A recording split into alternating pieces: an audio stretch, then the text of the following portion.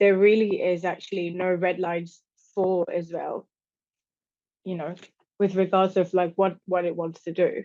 Like it will still proceed with impunity. I think they will still continue to massacre people, I suppose. Which is very, very sad. And considering like how all of us are witnessing a genocide like happening right in front of our phones. And when you talked about world leaders, I guess in the Arab world, of course, like public opinion, like normal people are also really against the war. But I don't really think like the Arab world actually really cares. I mean, I think if they could, like, they would wish, I guess, for Hamas to be gone. I don't really think they really care about the Palestinians. And as well as we know that a lot of the Arab countries of all, are all like a puppet leaders, right? That have actually been installed by the US. Or as we know that. So I think for most of them, it's what they fear most is just they have to toe the line, I guess, and if they do speak out or go against the US's narrative, I guess maybe they would fear, having a coup stage on them or something, which is why I think Iran is the only country,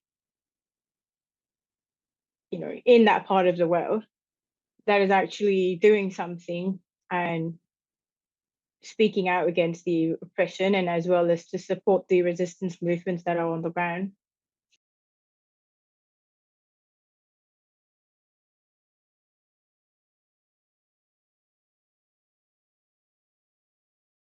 I think with Biden, it's a bit too late, I suppose, because now he's spoken about, he's worried about the civilian casualties that would happen, because honestly, like Rafah is actually the last safe space for Palestinians, right? Because when they have been told that that was the only place for them to move to seek refuge.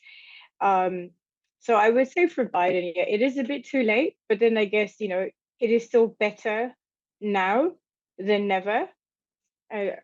That's what I would think. It's better for him to say now. But then again, that is also not to say that, because for now it's just a pause on the shipments, is not to say it is a complete cessation of sending weaponry to Israel, right? So who knows? Like, it could happen like later on, like they may lift the halting of the shipments to be sent to Israel, like, But then again, I would also say with regards to Israel, like there is no repercussions for them, as much as right now what the US says, like, okay, they worry about civilian casualties, like they hadn't been worried about casualties before this. I mean, 40,000 people have died, 15,000 children are already dead. But and also like Israel has also said that they will continue to proceed with the invasion even without the US support. But then again, like even if they do proceed, like that doesn't mean that the US will cut diplomatic ties with Israel, right? And at the same time as well, like it's not like the US will impose sanctions on Israel.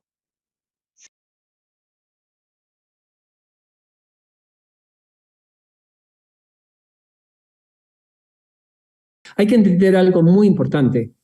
La inteligencia de Egipto y también de Estados Unidos, pero más que todo de Egipto en los días antes del 7 de octubre, sabía que Hamas estaba planificando algo. También Israel lo sabía desde hace meses, pero pocos días antes del 7 de octubre, la inteligencia de Egipto compartió tanto como con Israel y con la CIA de Estados Unidos que Hamas estaba planificando algo muy, muy fuerte. No hicieron nada.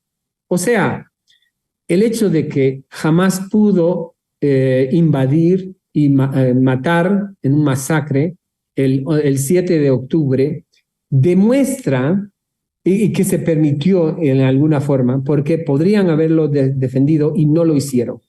Eso es algo que les hace tan cómplice en estos crímenes de guerra que están tratando de exterminar con todo un pueblo palestina en la Franja de Gaza. Entonces, estas políticas demuestran que quedarse en el poder es más importante que cualquier otra cosa y no importa cualquier masacre contra su propia gente o contra el supuesto enemigo. No importa que civiles, niños, niñas, ancianos y ancianas mueren en el proceso. Ese es un costo que no tiene sentido para los que están en el poder.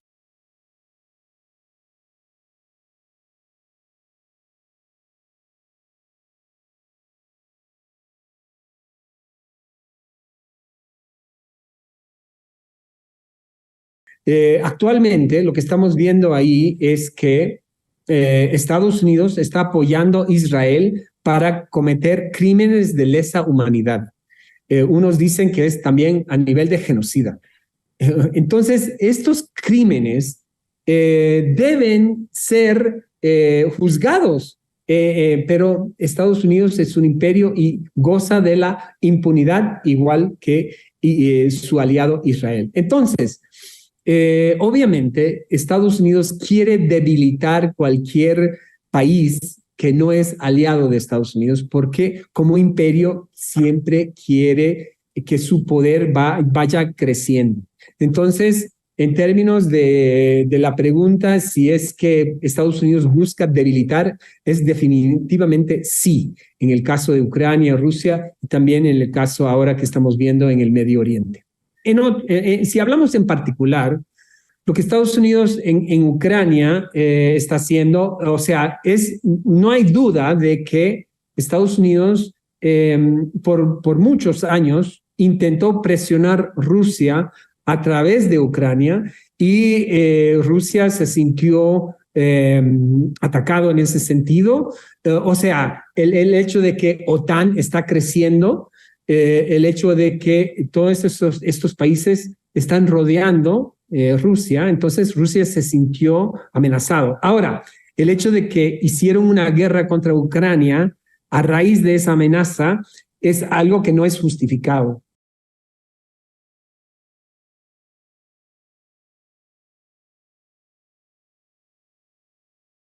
El hecho de que el presidente Zelensky en Ucrania ha cancelado las elecciones presidenciales en el año 2024 demuestra que están usando la excusa de la guerra como algo que previene el pueblo de Ucrania declarar su voluntad en términos del liderazgo nacional que quieren.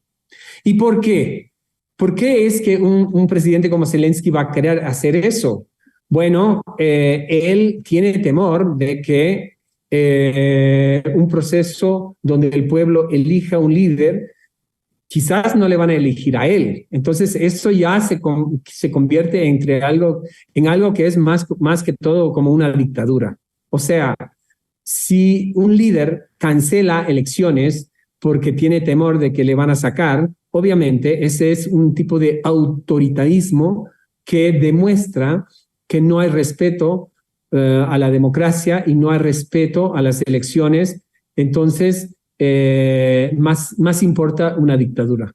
Esto es muy paralelo de lo que está pasando en la Franja de Gaza e Israel.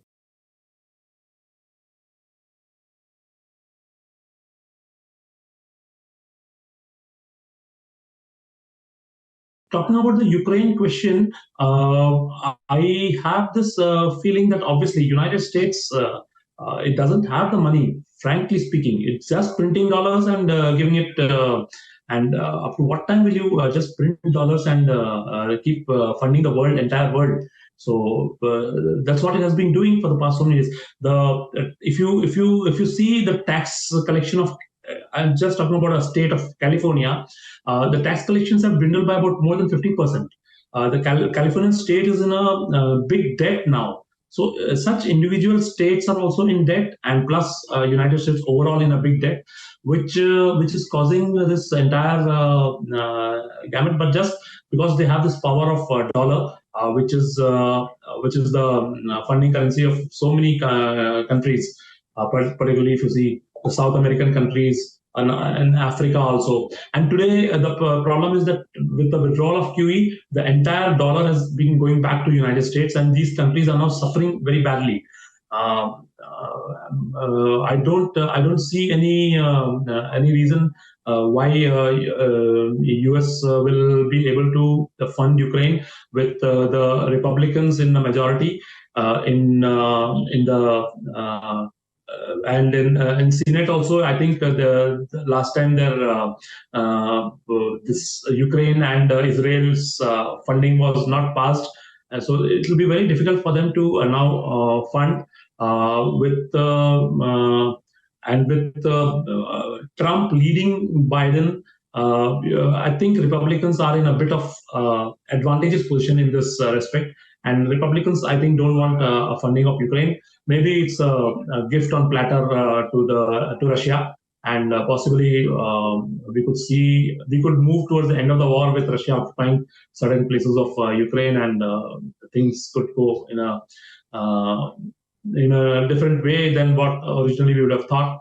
Maybe, I mean, Russia knows that US at some point of time will stop funding this war and will actually then they will be able to win this war.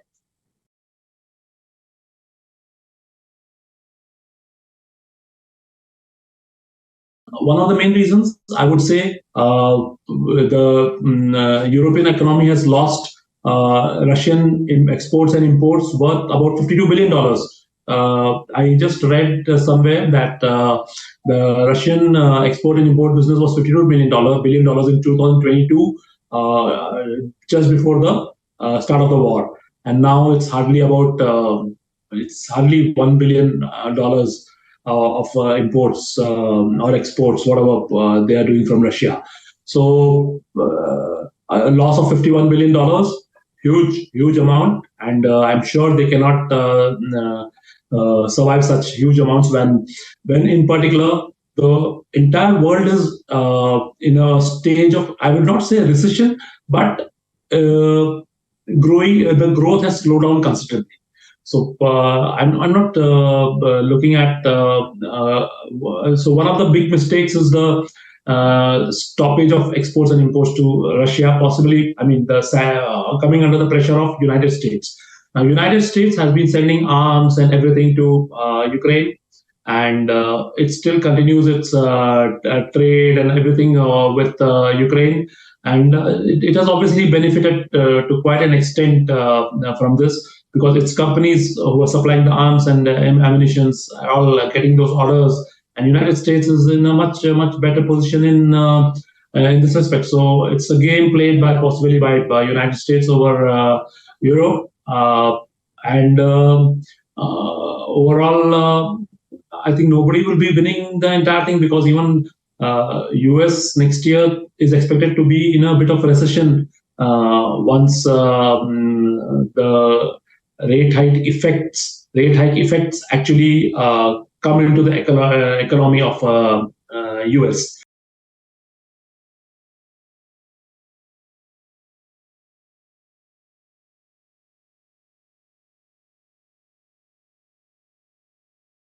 Las elecciones rusas han sido ejemplares, han dado una fuerte bofetada a todas las versiones de manipulación, etcétera, que se han creado en Occidente, y lo da el número exacto de cantidades de concurrentes a votar. Más del 77% del padrón ruso se presentó a votar.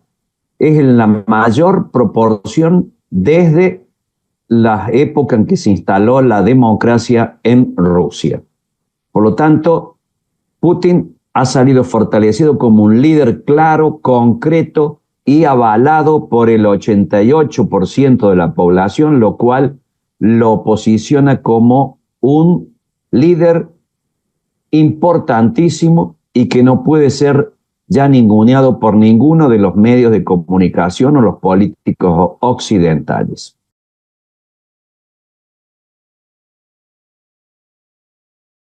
Las elecciones de Estados Unidos son complicadísimas. Estados Unidos vive una profunda crisis política social. En los últimos meses ha habido sublevación de los estados manejado por los republicanos contra el gobierno federal de John Biden. Fue la famosa sublevación del estado de Texas contra la administración federal de Biden por el tema de los migrantes, a lo que se sumaron 24 estados de Estados Unidos a favor de Texas. Por lo tanto, tenemos un país que de 50 estados, la mitad está enfrentado fuertemente con la administración federal y fundamentalmente con los demócratas. Todo esto significa que las elecciones que se vienen van a ser de hondo dramatismo, de honda preocupación, de fuertes choques.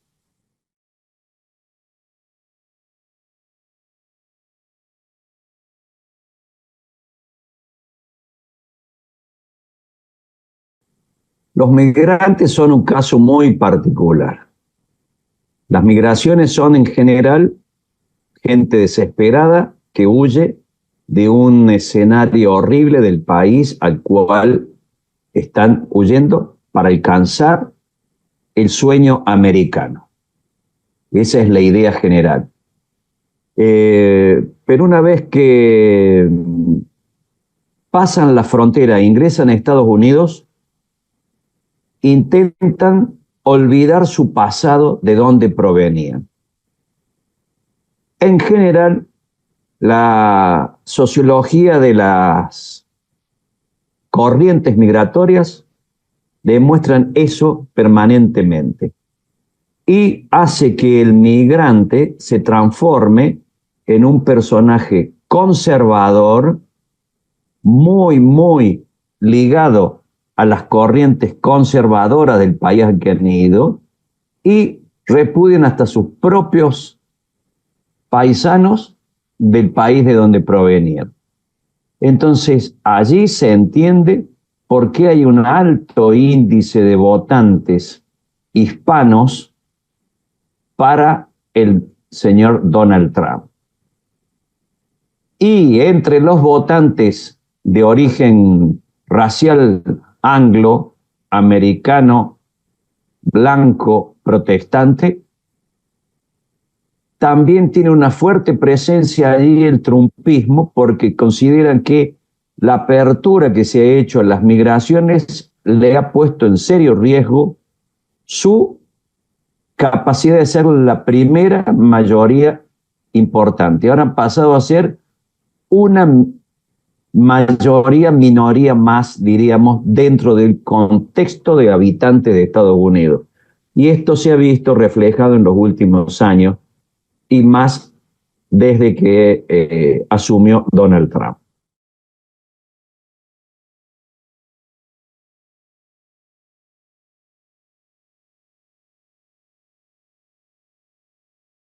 I could understand, even or especially in the 1980s, I could understand the need to have a NATO when we were still in not really a hot war, but there was a Cold War with Russia, the Soviet Union, there was a Cold War with China.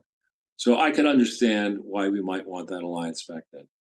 But following 92, I have been saying for a long time, I don't see the wisdom of our young men and women being volunteered as sacrificial lambs for conflicts that could be instigated by nations across Europe, which really today are far to the left of the average American. So we see what's going on. They're intolerant. You see what's going on with, in cities in London and now in France, in Germany, and in Norway with Jens Stoltenberg, and in Norway itself. These are not American values. Cancel culture, intolerance, socialism, big government. So for me, World War II is now over, 55 plus 24, it's almost 80 years ago that actually the Soviet Union contributed vitally to the defeat of Hitler, more so in terms of people and losses than we did. So if there were ever a need to recalibrate America's military alliances, I would look across the Atlantic Ocean and I would say, please tell me, after 2 world wars, and now it seems like we're stealing for a third one with Russia, why is it that the United States' paramount defense interest should be across the Atlantic with these left-leaning nations?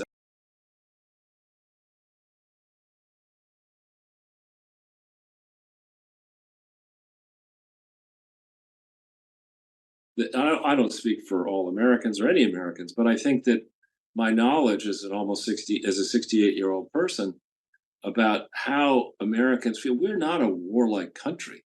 The average American, the defense establishment certainly wants to sell more munitions around the world, but the average American wants to be left alone, to luxuriate in the freedom that still exists in much of the country, to enjoy life, to enjoy family and grandchildren.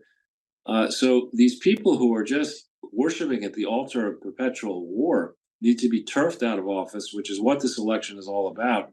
And I can't say exactly what Donald Trump will do if he wins, but I think there's a thirst for peace in this country. We've been at war against, in terms of military wars, we've been at war against terror, and we've been at war against other inanimate concepts like poverty and other things for a long time. And these wars are not winning for the American voter, for the young people.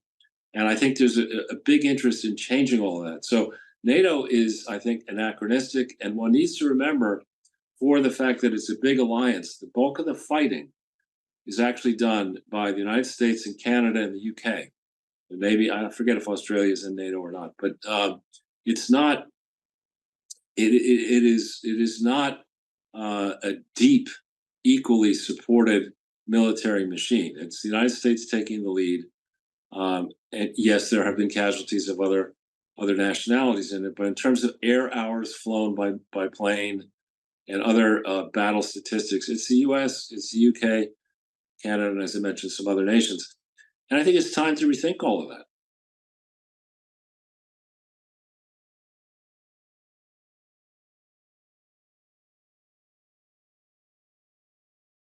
I want everybody to know that the average Russian citizen does not hate the average American citizen.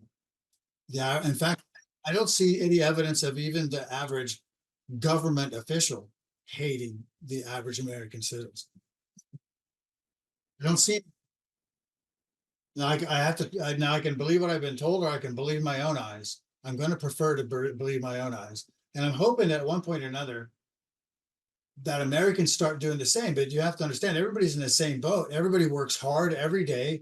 Nobody has time to sit down and disseminate what is true and what is false.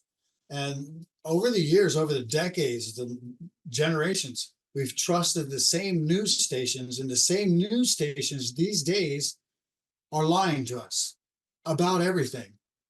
And it isn't even, it's obvious. So you could almost say the exact opposite of what you're being told on the news, and you'd be closer to being correct than trying to figure out what's between the lines. That's why, as of 2018, the internet has taken over as the go-to source for news. Nobody trusts legacy news. Listen to our politicians are standing up and saying the most ridiculous things to people that are impossible to be true. Does Vladimir Putin, does Russia really want to take over Poland, Lithuania, Sweden, and all that? No, and nobody does. Everybody's learned their lesson over history. So I think we all would like to just get on with the business of doing business.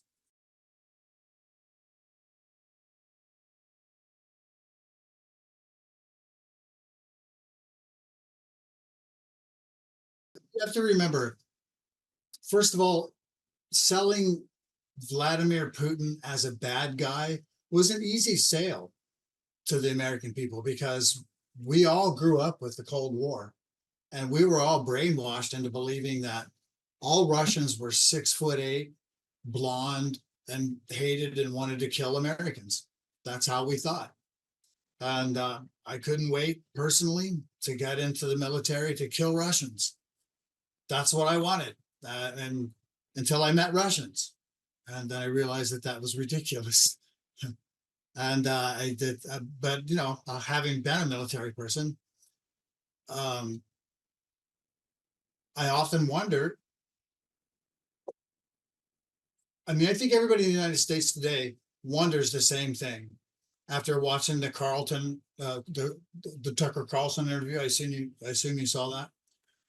And I think everybody's wondering the same thing, because I heard the language. I heard the language that Vladimir Putin was speaking. I obviously don't speak Russian, but it sounded like he was extending another olive leaf. He's wanting peace. Didn't it sound like that to you? I didn't hear him saying bad things about the United States. Not a single thing. I mean, I've heard it in speeches before, but it's all true. Everything that I've ever heard that man say is true. I've never heard him lie about anything. At least people say that he lies all the time. Our press, if you go through our press, reporters accused Tucker Carlson of repeating Putin lies or being a puppet of Putin. Have you heard any of those analogies before? They use it like, and they as if Xi Jinping and Vladimir Putin are sitting around trying to figure out how to spread misinformation into the United States. Nobody really truly believes that, though. They say it on the news. Just because you hear it on the news in our broadcast doesn't mean that it's so.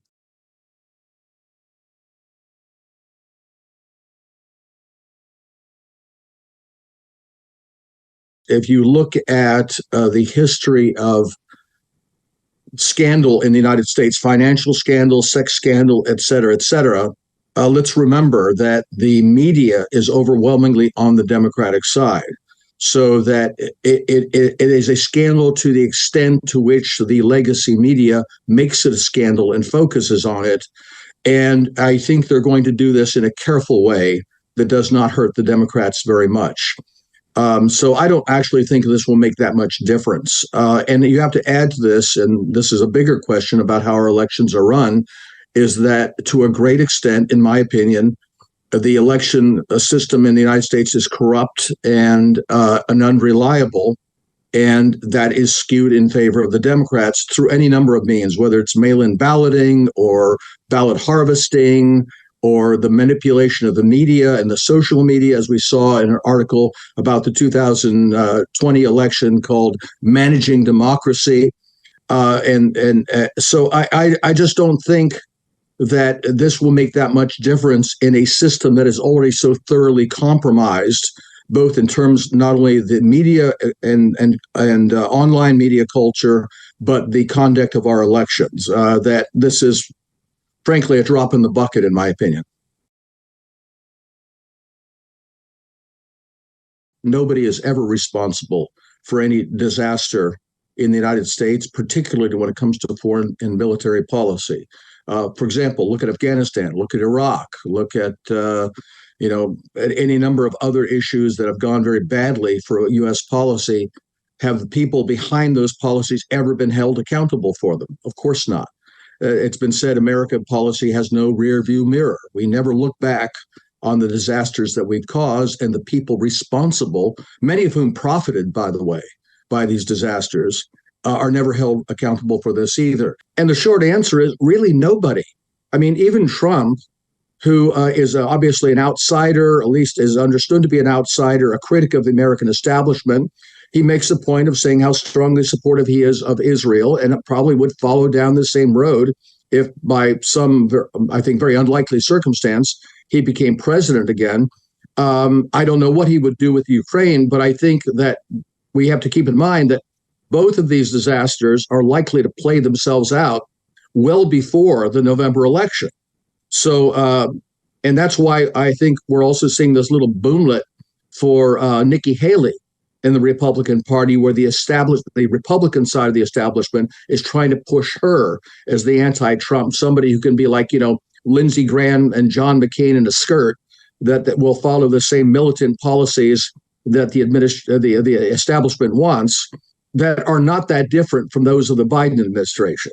So again, we're facing disasters looking us right in the face on both fronts. And let's not even add to that the third front, which is China and Taiwan.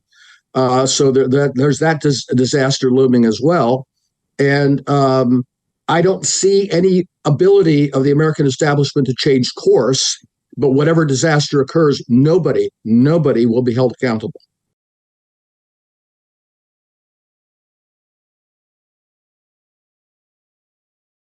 As far as TikTok goes, yes, it's an assault on free speech. But more importantly, this is not just a Democratic thing. This is actually more of a Republican thing. Remember, just like you have a lot of hysteria on the Democratic side, Russia, Russia, Russia, Russia, you have a lot of hysteria on the Republican side, China, China, China, China. I don't know what exactly it is the Chinese are supposed to be deriving from TikTok in terms of intel, a lot of videos of, 15-year-old girls dancing or something, really important state secrets there or something. I think there's a couple things to it. I think that it is, as I understand it, a very lucrative platform, and this is another form of theft of private property where you force the legal owner to sell it off to some other pirates in another part of the world, in this case in the United States. And I suppose to the extent to which there is some degree of intelligence harvesting here, they're trying to say, no, the Chinese should not have the right to harvest this intelligence. Let's give that to the NSA and to American security services so that they can use it for intelligence purposes. It's sort of like the campaign against Huawei, because supposedly there was a Chinese intel backdoor in Huawei. We want that intel backdoor to be going to our agencies, not to the Chinese agencies.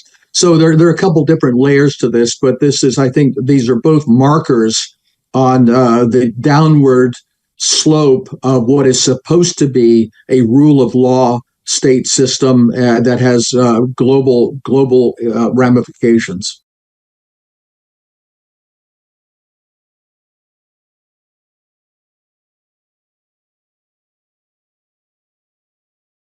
As far as the confiscation of the Russian money goes, I think this, as we know, this has been kicked around for several weeks now between not only the European and American circles, financial circles, but also governments and media.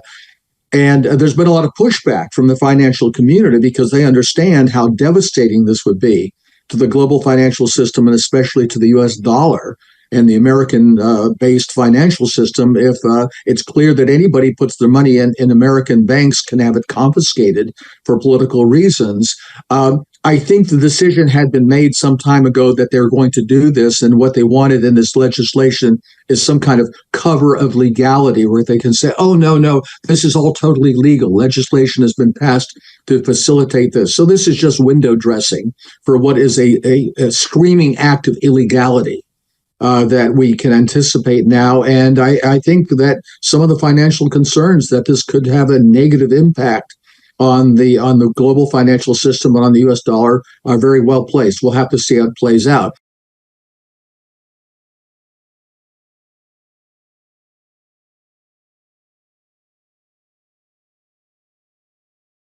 Let's remember a few weeks ago, the Senate passed a massive bill that had all this aid in it.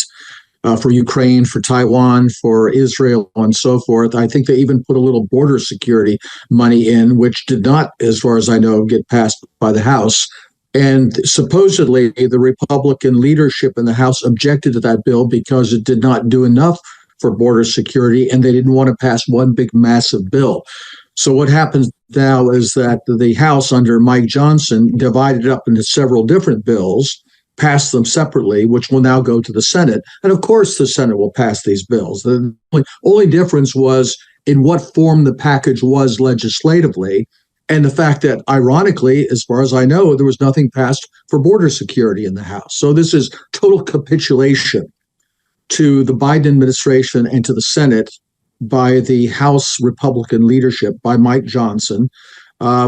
He's proving the old saying from Tom Woods, it doesn't matter who you vote for. In the end, you get John McCain.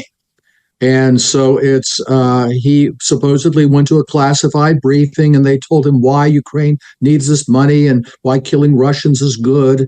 And he said, such a bargain it is. It's pure poetry. So anyway, yeah, of course they will pass it.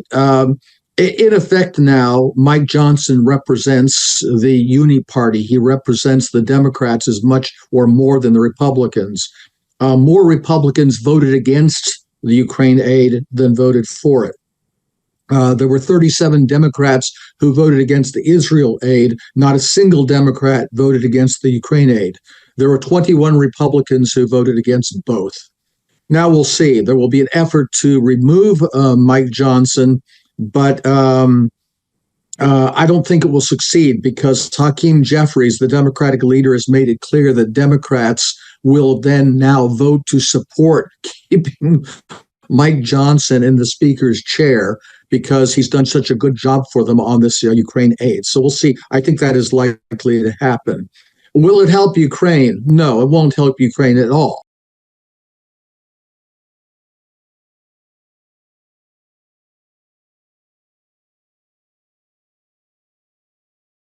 I think about 13 or 14 billion of it will go to Ukraine. And of course, we know that will just go to keep the Ukrainian state afloat, to keep paying salaries, to support the hryvnia so that it doesn't collapse, and also to keep lining the pockets of various Ukrainian officials. But most of the money will go to American corporations, to the military firms, for production of weapons that will not show up on the battlefield anytime soon, that will not be available for months, in most cases for years. And the question is, what will happen over the next few months? And this is where really the ball is in Russia's court. Is Russia going to keep playing this slow game and give more time for the Europeans and the Americans to maybe, possibly, at some point in the future, gear up their military production, which is itself a big question mark, or will they end this war and end the Ukrainian state in the relatively near future? And that's what we don't know the answer to. The other question is, Donald Trump is among those who facilitated this with his ridiculous idea that this could be done in the form of a loan rather than a gift to Ukraine, as though Ukraine's ever going to be in a position to pay back this loan, in which the president has authority to write off the loan, I believe sometime in November, not too long after the election. So the idea, I mean, this is just a terrible gimmick to allow this free money for the defense, I don't even want to call them defense contractors, military contractors, and for Ukraine. But no, it's not going to change the outcome of the war. The only question is how quickly the Russians will proceed to wrap up this war in a victorious way. And that's what we really don't know. I understand in Moscow, they're very concerned about not triggering some kind of escalation from the West. But I'm not sure they understand that this go slow approach is leading to greater and greater escalation over time, and leaving a window where the Western irresponsible governments will do potentially stupid things.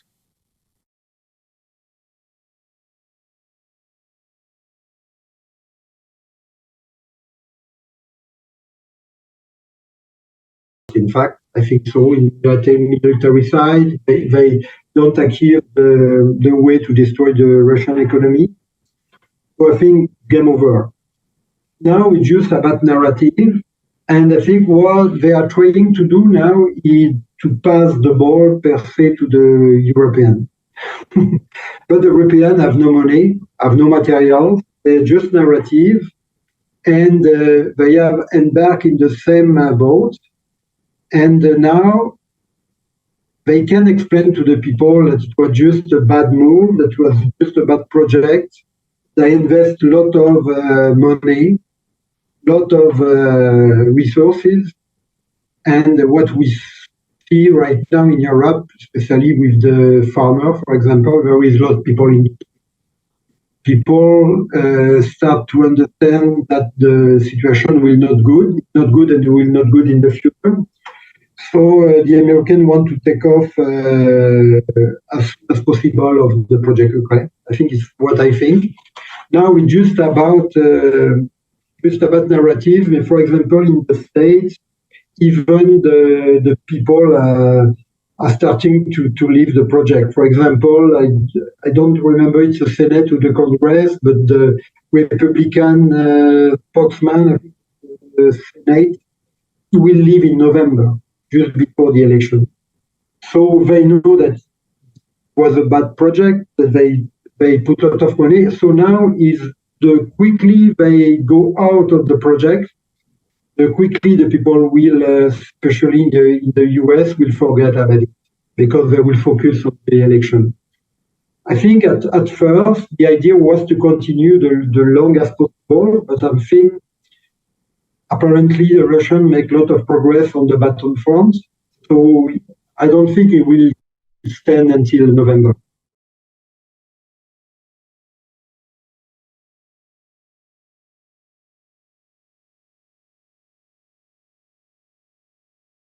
I think starting Trump would be better because he's still a businessman, and as I say in the first question, Biden administration is a weak administration because there was a lot of ideologies and they take a lot of bad decisions. But underneath that also, there is a lot of political decision that was taken under Biden about the energy in the United States. The energy, the United States have a lot of energy. They have gas, petrol, fracking, but they didn't invest a lot the last 20 years. Biden was a weak administration. With the war in Ukraine, apparently a lot of German companies are starting to move to the USA. So we will add some employment, we'll add some new company, but at the same time, maybe the unemployment can be higher, and the people, the United States, I think the economy is around 70% consumption. So there is a recession, there is less opportunity to sell products and services. So it will be certainly difficult. They will be better. About corruption, I'm thinking sure Trump will be better because Biden is an animal of the system. And we saw him with all the story with his son, himself with Ukraine, because I think that also a big point with Ukraine war and Ukraine scandal, they have a lot of investment there.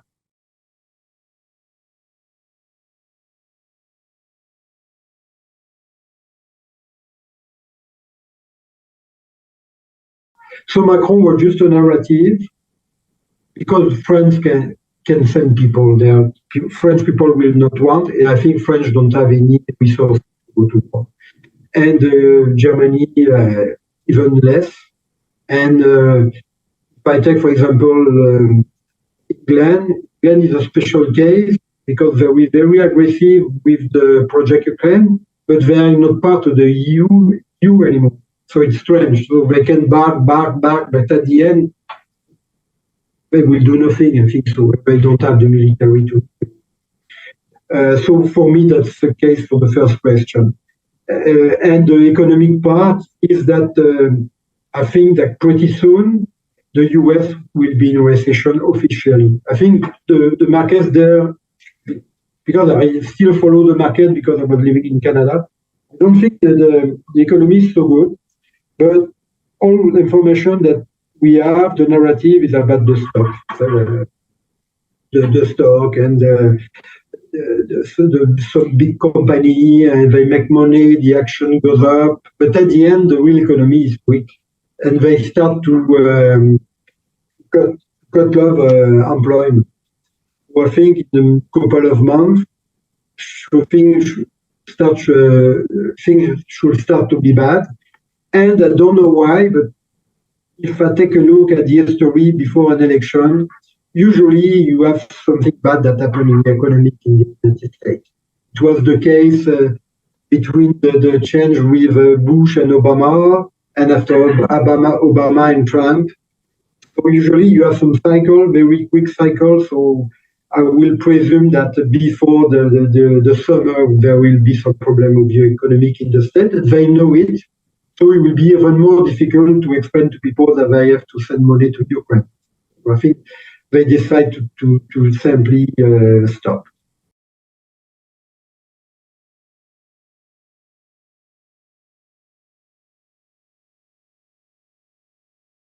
First of all, it's important to understand the context. I grew up in a family that worked for the federal government. My father was at the U.S. Embassy in Brussels in the 1980s. And people inside this system, this government system, we saw Europe as our bitch, as our pawn.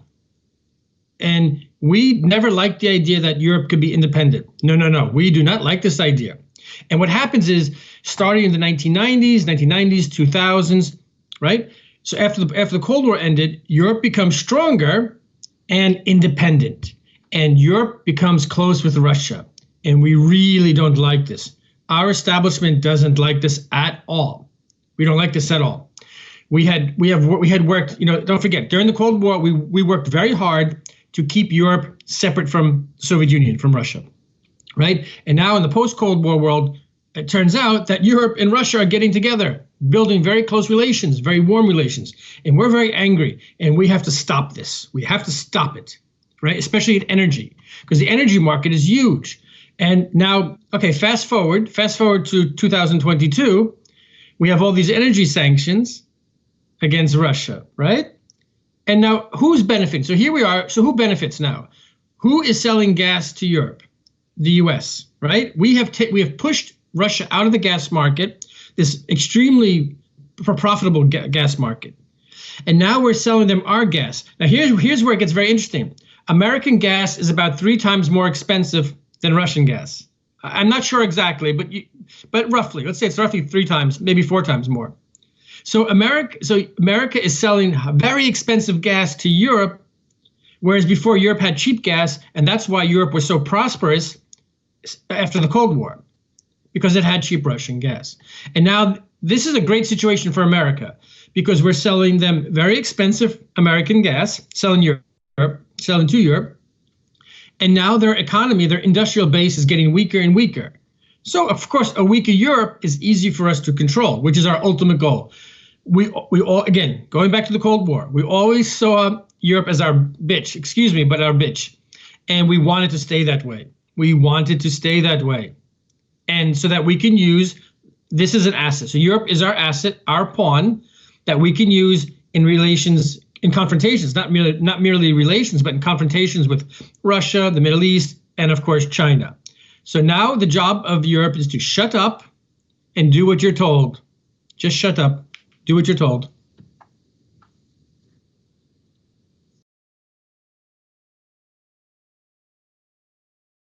Ukraine is one of the most brutal regimes on earth. I say that as someone who's worked with Ukraine for 30 years. And I know many people there. Okay, so what's happening now? The reason why people are turning against Zelensky is because he failed. He was given a mission. He's a puppet, and he was given a mission: defeat Russia. You have 6 months to defeat Russia. And don't forget, this system today, it's a very different Western world. Again, I grew up in a U.S. government family. I know the U.S. government very well. I know how NATO works, the U.S. government works. My family, I do have family members in these structures, actually, still.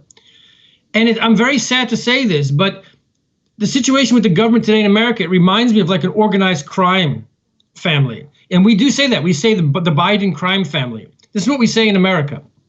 So Biden gave orders to Zelensky. You have 6 months to defeat Russia. 6 months. And you know how organized crime families work. If you fail, they go after you. They will destroy you. They'll kill you. Biden doesn't forgive failure. And, Biden, okay, people make fun of him because he's old and senile. No, he knows what he's doing. And it's true. He rules America with a group of people, like a Politburo. I say this as an analyst. I say that he has a Politburo that rules America. He knows what he's doing. Yes, he's old and he has his bad moments, but he knows what he's doing. And again, Zelensky failed, and now he's going to be punished because the boss, the big boss in the White House, he does not forgive failure. He does not. And now Zelensky's going to pay. And of course, people inside Ukraine, they see what's happening. They see that America no longer supports Zelensky. So they feel stronger, and now they're going to all attack and jump on Zelensky and tear him apart eventually. It's only a matter of time. He's finished. You know, I think the only question is, will Zelensky stay alive or will they kill him? I mean, I think it's possible they might kill him and then blame Russia. That's possible. Or maybe they would give him, maybe it ends in a nice way and they give him retirement in Florida. We'll see. We'll see.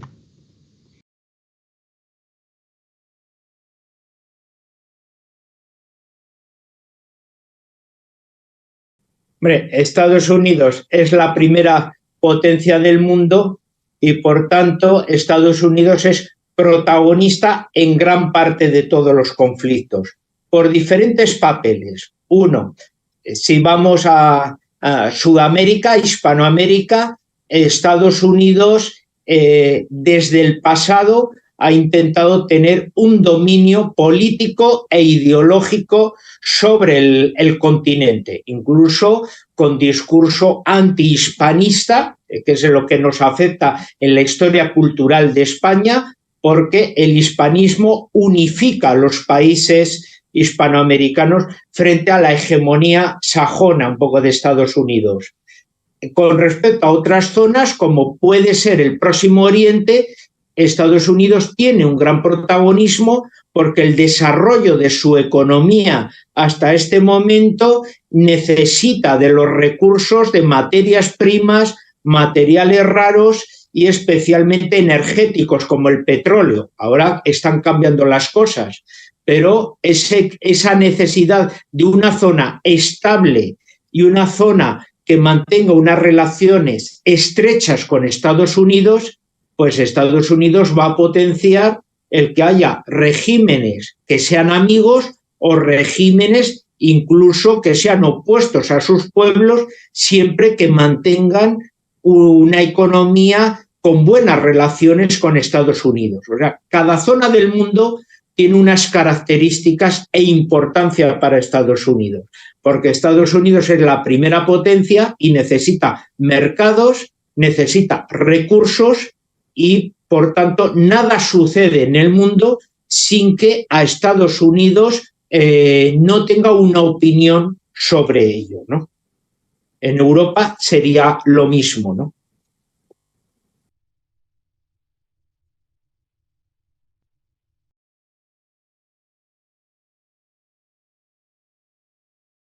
Puede ser, ¿no? Un general en jefe, por la responsabilidad especial que tiene durante la guerra, adquiere también un elemento de decisión muy fuerte que puede contradecir los intereses políticos y adquirir de la misma forma un liderazgo alternativo en política al propio Zelensky, en un momento de guerra en el que Zelensky ha eliminado muchas opciones políticas.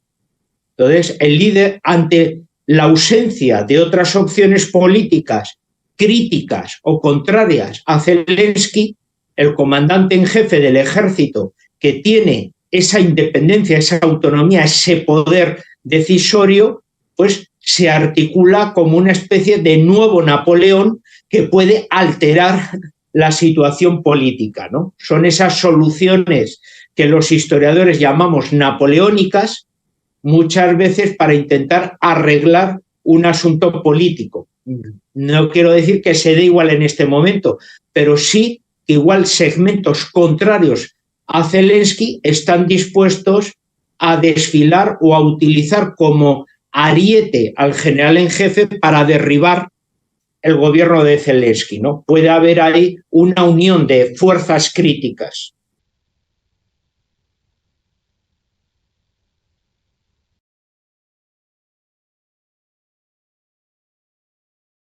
Es difícil, ¿no? Porque Rusia en este momento, su actual presidente es un hombre con mucha proyección, muy conocido, asentado, que representa con su figura el nacionalismo ruso y en un momento muy delicado de la historia.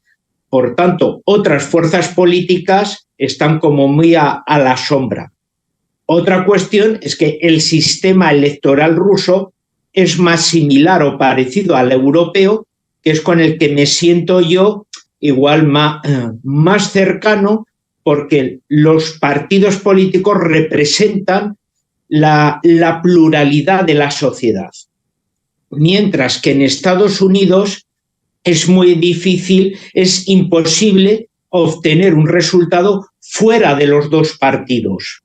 Y aunque hay personas que intentan representar una comunidad étnica o social, en realidad los políticos representan grupos de poder, grupos económicos, y sin ese dinero les es imposible esa representación. Un ejemplo, ahora con los candidatos republicanos, pues el candidato DeSantis, senador de Florida, se ha retirado. ¿Por qué?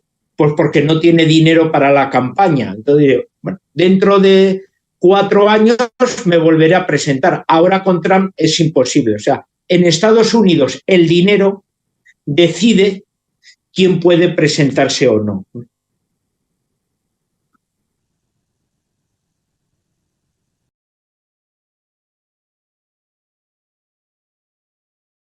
It's not the internet.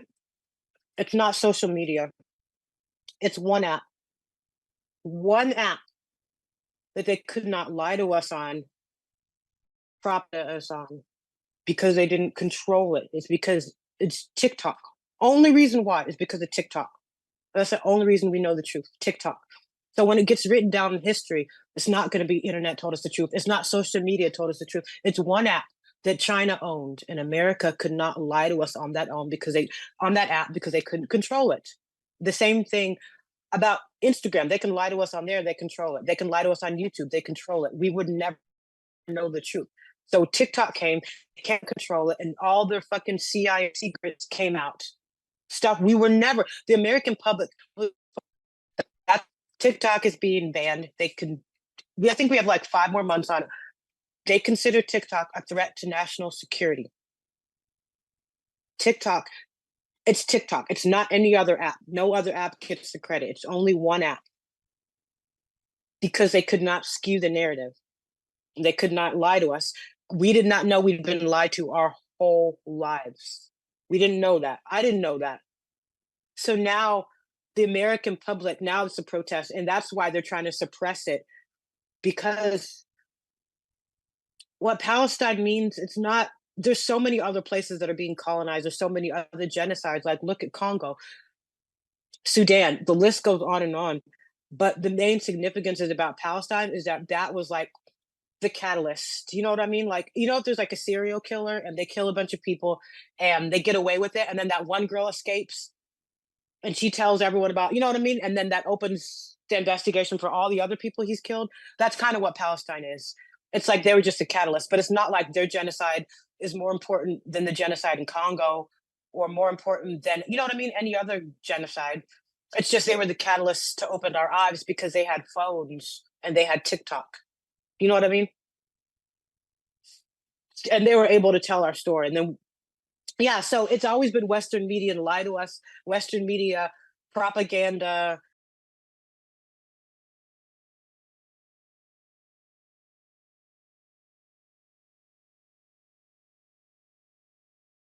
I think right now, just to answer your question, I think collectively as a society, we're realizing that America is a lie. After October 7th, like, you see the videos on TikTok, it's like we've been lied to our whole life. But most people did not know that up until now. You know what I mean? It's kind of like finding out your father is not your father, you know, that you're adopted. Like our whole lives have been a lie. But we're collectively all realizing that now. That is really the significance of Palestine, because we didn't know. We thought we were free. We thought it was a free country. Come to find out, we're all finding out that was a lie. This isn't a free country. Do you see what the police are doing? That it's not freedom. You know what I mean? And it's peaceful protests, and they're still being met with violence. So now we're realizing it's not a free country. What was I going to say? Aside from that, it's more about oh my gosh, I don't even know where to get started. It's like everything that we thought America was It's not. Like, it's really now a lot of people know this is like one of the most evil countries in the whole world. Um, so now that patriotism and people, how do I put it? Yeah, that patriotism that a lot of people like, even me before October 7th, so proud to be an American, so proud that my dad came to, my family came to America from Africa. But it's really like I grew up, my dad grew up telling me the sun doesn't set on the British Empire. My grew up under British colonization in Kenya, um, which is really all America is. It's like the same thing they did to make America. I know I keep jumping around. I'm sorry. I should have notes because I'm not having a cohesive thought. But the same way they made America, like how was America made? They killed all the Native Americans, so they kill all the indigenous people and steal their land. Same thing that happened, whatever, 400 years ago when they created America is happening right now in Palestine. We did not know that. American citizens did not know that.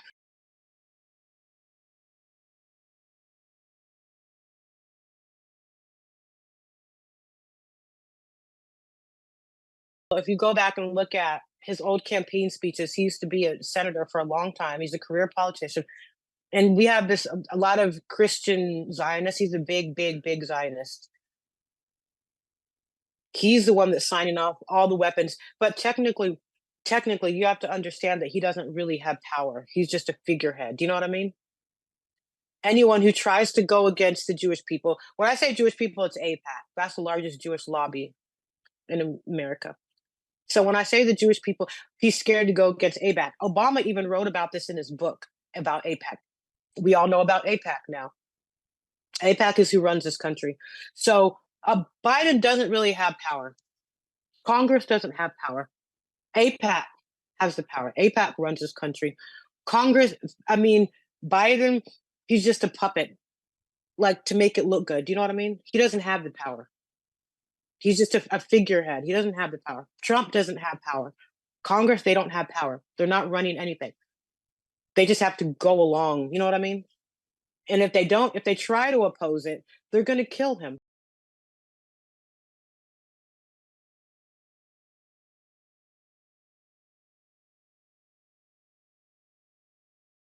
It's a lie. He's doing that to try to make it look good for his campaign.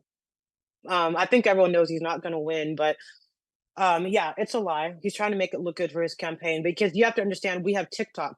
So we see people in Gaza, the little aid they do get, and they make it like the Hunger Games because they want to make a little food and then have everyone fight over it. When they try to go get the food, they kill them. There's been about like 12 different flour massacres. They give them flour and then just go kill them when they get the food. Do you know what I mean? Killing hungry, starving people is just pure evil. We see on TikTok, the food, when they do get food, it's expired Skittles. So people that are starving, you give them expired Skittles, candy, expired. And then on top of that, we also see on TikTok that a lot of them, they're not getting the aid. They're starving to death because the Israelis, the evil people in Israel, are throwing the aid. They're blocking the trucks and destroying the aid. So they're not getting it. I've donated to people in Gaza. I don't really know if they get it or not. I don't know. I know to evacuate, it costs like $10,000 a person. Just some ridiculous price is so evil for people that don't even, do you know what I mean? Have anything. So all we can do is try to donate what we have. We're struggling in America too because our country is stealing from us, lying and cheating. So it's like we have a lot of problems in America. We don't have health care because we have to pay for everyone in Israel to have health care. But what was I saying? Yeah, it's a lie. They're not getting the aid. His intentions are not sincere at all. He's evil. He's the one that's killing them. So he doesn't care about aid. He cares about killing them. He doesn't want them to live and survive. He wants to starve them all to death. Same thing they did in Korea. Same thing they did in my country, in Kenya.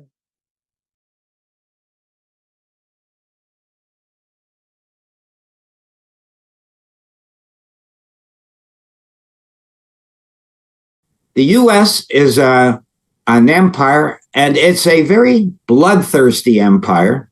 And you have to understand that in the USA, what the US government does is a lot for public consumption. People around the world may not understand that when to be presidential, a US president has to be bombing someplace in order to be perceived as presidential.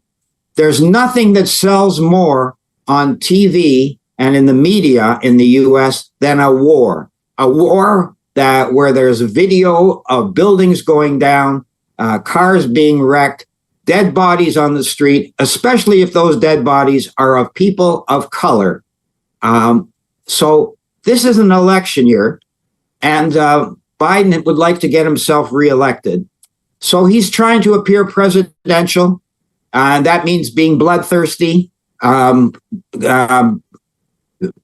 creating a call for the American people to be patriotic, to stand behind the flag, to stand behind the government. This is normal in U.S. politics. And a lot of things that the U.S. does that doesn't seem explicable in the rest of the world is because they are playing to a domestic audience. And so it's also a distraction, too, because people are living under bridges and on the street and are going hungry in the U.S., living from paycheck to paycheck. So a war in the Middle East is a good distraction for the American government.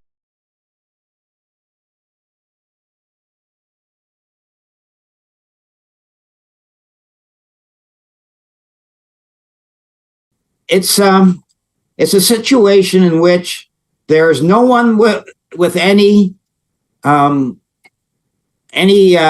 ability, any competence at the helm of the ship of the state in Washington. All they know is they've forgotten about diplomacy, and all they know how to do is to use force. And when force doesn't work, the only resort is more force.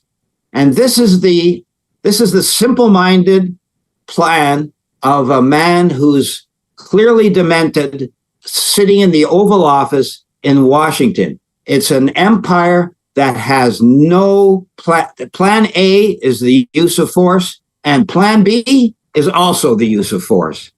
And that's it. So we are dealing with a reeling empire with a demented leader and incompetent people in the White House and in the Congress. These are all self-serving, rich millionaires, most of them, who don't give a damn about the people of the United States.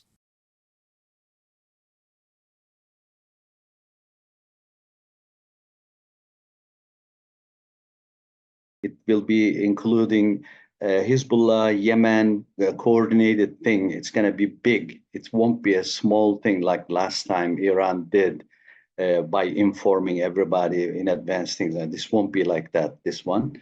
But they will get away with it, as far as I can tell, because United States cannot and will not join this this war or whatever that was in the replying, because there's the elections. Anybody goes to war just before election is bound to lose. So Kamala Harris is going to lose. Because of that, they're going to, behind the scenes probably, they are going to sort of hold on to their horses, meaning that they're going to calm down Israel, things like that, at least until after the elections, right? Because NATO is not going to involve this, because as you remember, Erdogan said that he will veto the NATO involvement in Gaza or in the Middle East.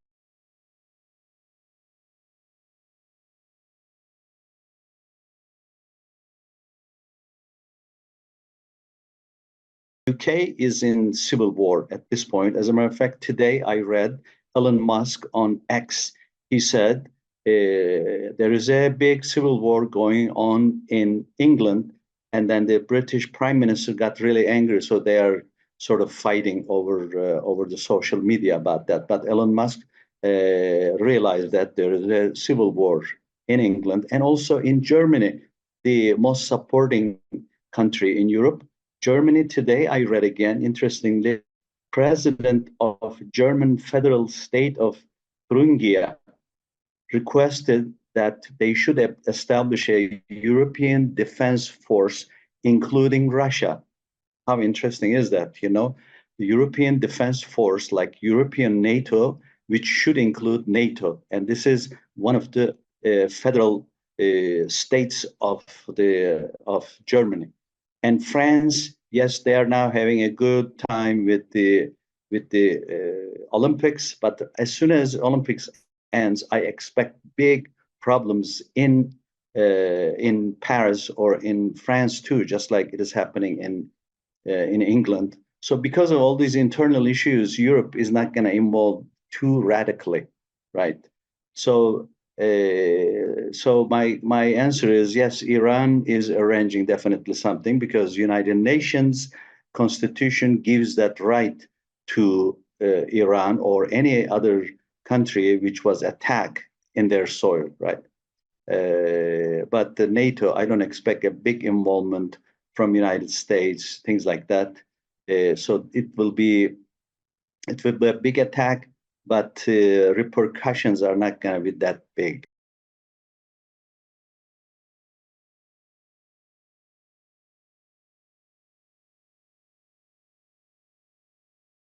It will be including Hezbollah, Yemen, the coordinated thing. It's going to be big. It won't be a small thing like last time Iran did by informing everybody in advance, things like this. Won't be like that, this one. But they will get away with it, as far as I can tell, because United States cannot and will not join this this war or whatever that was in the replying, because there's the elections. Anybody goes to war just before election is bound to lose. So Kamala Harris is going to lose. Because of that, they're going to, behind the scenes probably, they are going to sort of hold on to their horses, meaning that they're going to calm down Israel, things like that, at least until after the elections, right? Because NATO is not going to involve this, because as you remember, Erdogan said that he will veto the NATO involvement in Gaza or in the Middle East.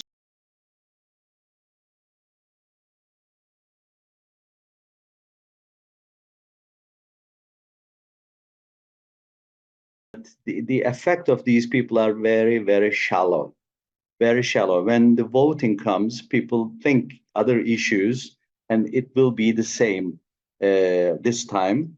And Republican side, not many people openly came out, it seems, but the Kid Rock, Hulk Hogan, 50 Cent, he's a black musician. So it's a mixed bag, but the real issues are gonna play real importance in this, not a couple of, Taylor Swift or whatever, because that I mean, there are so many singers, so many musicians, whatever. So, but the Kamala Harris campaign is trying to capitalize her being black, her being female, her being half Indian kind of thing. That's why that good combination on their end.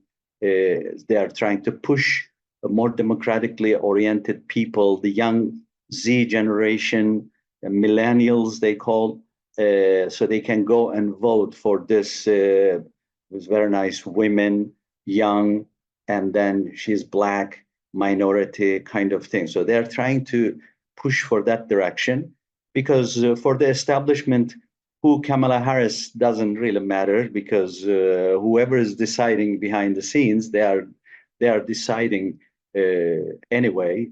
If they know that Trump is going to be good, they would support Trump. But under the circumstances, the politics and the division of the country, benefits of different classes requires Kamala Harris and her team going to be in the race. But the first lesson today I read like half an hour ago in Michigan, which is heavily Arab Muslim population. Her campaign was interrupted with protest. They said there's no vote for you from here in this state, which is the battleground state, Michigan. It was last time Joe Biden won there, and then Trump, because of that winning, lost. So this time that battleground state is leaning toward uncommitted, meaning we won't vote, we won't say anything, we won't go to the polls.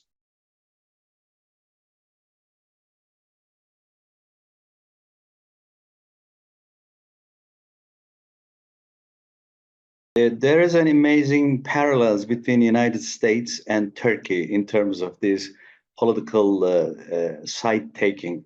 In Turkey too, if you remember that all the sort of leftist or democratic or whatever artist types, the Yeşilçam or the music types, they usually support CHP or the supposed leftist politics. Whatever they do, nobody analyze individual cases, but they like as a bloc, because they don't like the government or something, so they just support the opposition. So it is the same in America.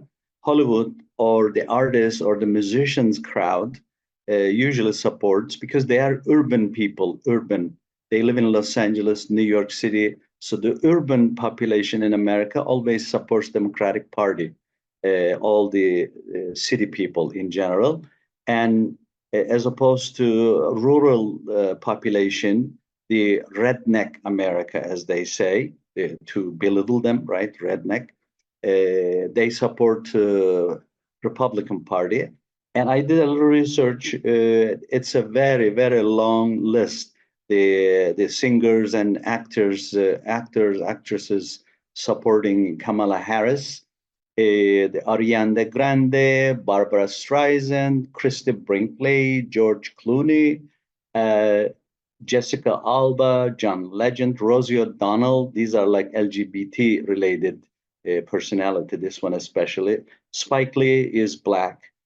And Oprah Winfrey. Taylor Swift is like a president-making singer. They expect so badly that Taylor Swift on the stage is going to say, I support Kamala Harris, and then Kamala Harris is going to win.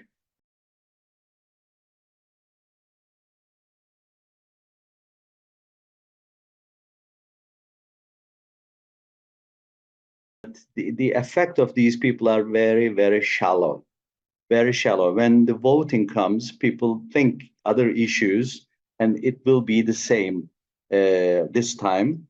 And Republican side, not many people openly came out, it seems, but the Kid Rock, Hulk Hogan, 50 Cent, he's a black musician. So it's a mixed bag, but the real issues are gonna play real importance in this, not a couple of Taylor Swift or whatever, because that I mean, there are so many singers, so many musicians, whatever. So, but the Kamala Harris campaign is trying to capitalize her being black, her being female, her being half Indian kind of thing. That's why that good combination on their end. They are trying to push more democratically oriented people, the young Z generation, millennials they call, so they can go and vote for this very nice women, young, and then she's black, minority kind of thing. So they're trying to push for that direction, because for the establishment, who Kamala Harris doesn't really matter, because whoever is deciding behind the scenes, they are deciding anyway. If they know that Trump is going to be good, they would support Trump. But under the circumstances, the politics and the division of the country, benefits of different classes requires Kamala Harris and her team going to be in the race. But the first lesson today I read like half an hour ago in Michigan, which is heavily Arab Muslim population, her campaign was interrupted with protest. They said there's no vote for you from here in this state, which is the battleground state, Michigan. It was last time Joe Biden won there, and then Trump, because of that winning, lost. So this time, that battleground state is leaning toward uncommitted, meaning we won't vote, we won't say anything, we won't go to the polls.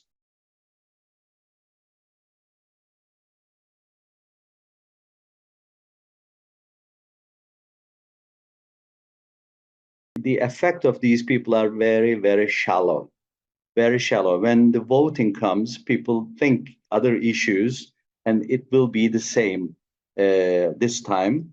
And Republican side, not many people openly came out, it seems, but the Kid Rock, Hulk Hogan, 50 Cent, he's a black musician. So it's a mixed bag, but the real issues are gonna play real importance in this, not a couple of, Taylor Swift or whatever, because that I mean, there are so many singers, so many musicians, whatever. So, but the Kamala Harris campaign is trying to capitalize her being black, her being female, her being half Indian kind of thing. That's why that good combination on their end. They are trying to push more democratically oriented people, the young Z generation, millennials they call, so they can go and vote for this. Was very nice women, young, and then she's black, minority kind of thing. So they're trying to push for that direction, because for the establishment, who Kamala Harris doesn't really matter, because whoever is deciding behind the scenes, they are deciding anyway. If they know that Trump is going to be good, they would support Trump. But under the circumstances, the politics and the division of the country, benefits of different classes requires Kamala Harris and her team going to be in the race. But the first lesson today I read like half an hour ago in Michigan, which is heavily Arab Muslim population, her campaign was interrupted with protest. They said there's no vote for you from here in this state, which is the battleground state, Michigan. It was last time Joe Biden won there, and then Trump, because of that winning, lost. So this time that battleground state is leaning toward uncommitted, meaning we won't vote, we won't say anything, we won't go to the polls.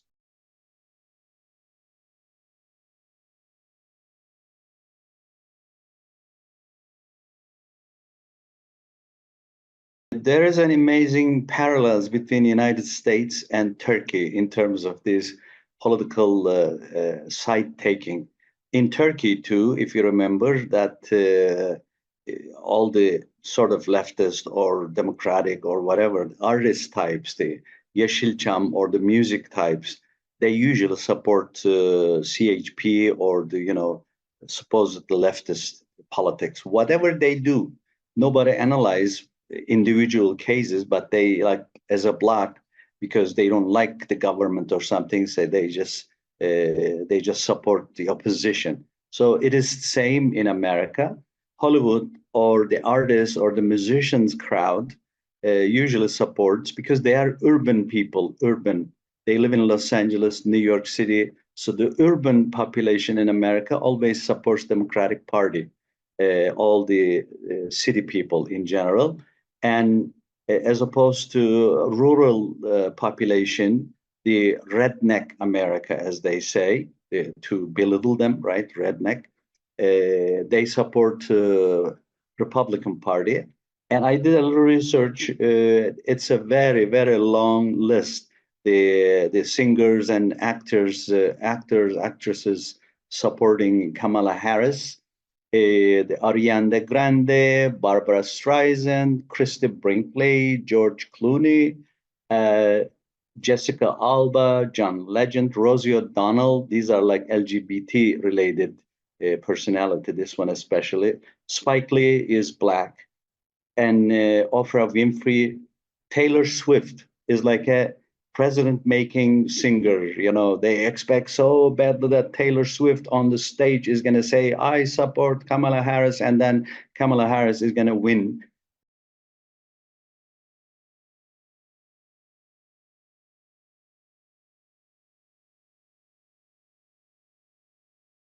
There is an amazing parallels between the United States and Turkey in terms of this political side taking.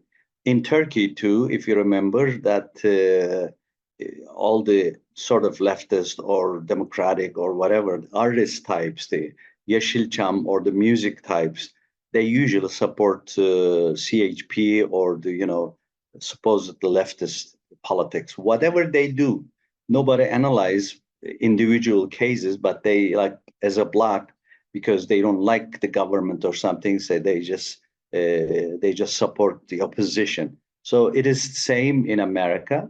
Hollywood or the artists or the musicians crowd usually supports, because they are urban people, urban. They live in Los Angeles, New York City. So the urban population in America always supports Democratic Party, all the city people in general. And as opposed to rural population, the redneck America, as they say, to belittle them, right? Redneck. They support Republican Party. And I did a little research. It's a very, very long list. The singers and actors, actresses supporting Kamala Harris.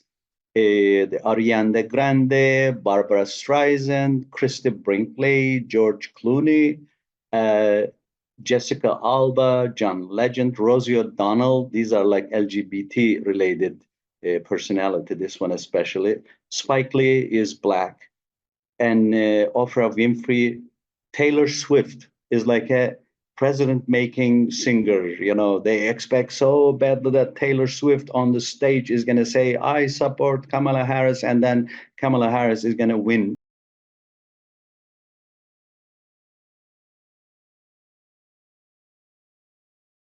The first thing I would have to say is that Ukraine has always, from day one of the invasion 2 years ago plus, been unable to fill Western expectations. And smart, wise people knew that. Lots of people knew that. So it has been a form of insanity, a very wealth-generating insanity for defense contractors and such, but a form of insanity for the Western support of Ukraine all along. Now that support has proven itself to be inadequate. Ukraine has proven that everyone like myself, who said in February of 2021 that they would lose, that they are losing. And we've had the rather dynamic interview of Tucker Carlson with Putin, which Putin took the opportunity to be very clear about what his strategic objectives are, very clear about his willingness to accept talks and negotiations. And no one's responded to that so far as I know. Now, they could have, and I wouldn't know about it, but I haven't heard any real press or media coverage of any response of consequence. In fact, I've heard the opposite. I've heard reinforcement of the idea that we're going to stick with you to the end. We're going to stick, well, they're going to stick to the end, all right. Ukraine has lost this war. And the quicker the United States and NATO realizes that and goes to the negotiating table with a ceasefire and so forth in the beginning, the better for everyone. We're going to wipe out Ukraine if we don't do that. The people dying there are just awesome in terms of the population. And I have the same sympathy or empathy for Russian soldiers who are dying. This is an insane conflict. It is as insane as the conflict in Gaza now.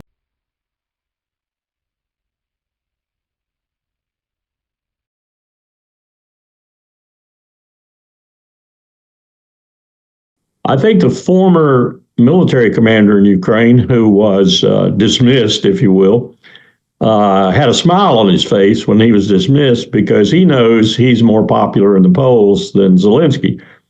So if he is able to replace Zelensky, either in an election, which they should have very shortly, but I'm not sure Zelensky will allow it at this time, or win because Zelensky simply is toppled, that would probably be a better outcome for Ukraine because he's a smart gentleman.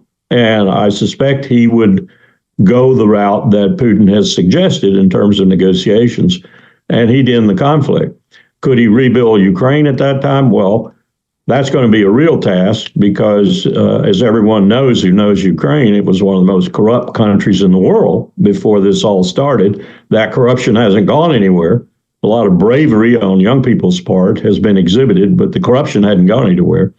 And as a matter of fact, with conscription now, they have real problems in Kyiv and in the suburbs because the people who are being conscripted are not the rich people's children. So Ukraine has to be neutral, no prospect of membership in NATO. Maybe 15 years down the road when they could meet the criteria, genuinely meet the criteria, they could be members of the EU. That'd take a long time, I think, and Ukraine is going to have to be rebuilt.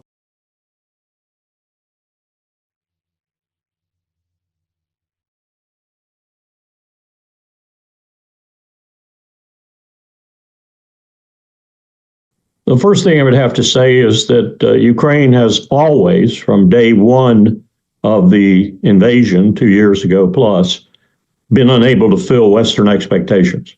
And smart, wise people knew that. Lots of people knew that. So it has been a form of insanity, a very wealth-generating insanity for defense contractors and such, but a form of insanity for the Western support of Ukraine all along. Now that support has proven itself to be inadequate. Ukraine has proven that everyone like myself, who said in February of 2021 that they would lose, that they are losing. And we've had the rather dynamic interview of Tucker Carlson with Putin, which Putin took the opportunity to be very clear about what his strategic objectives are, very clear about his willingness to accept talks and negotiations.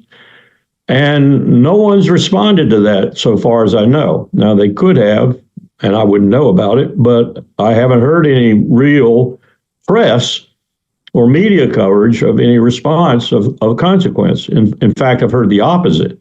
I've heard reinforcement of the idea that we're going to stick with you to the end. We're going to stick, well, they're going to stick to the end, all right. Ukraine has lost this war.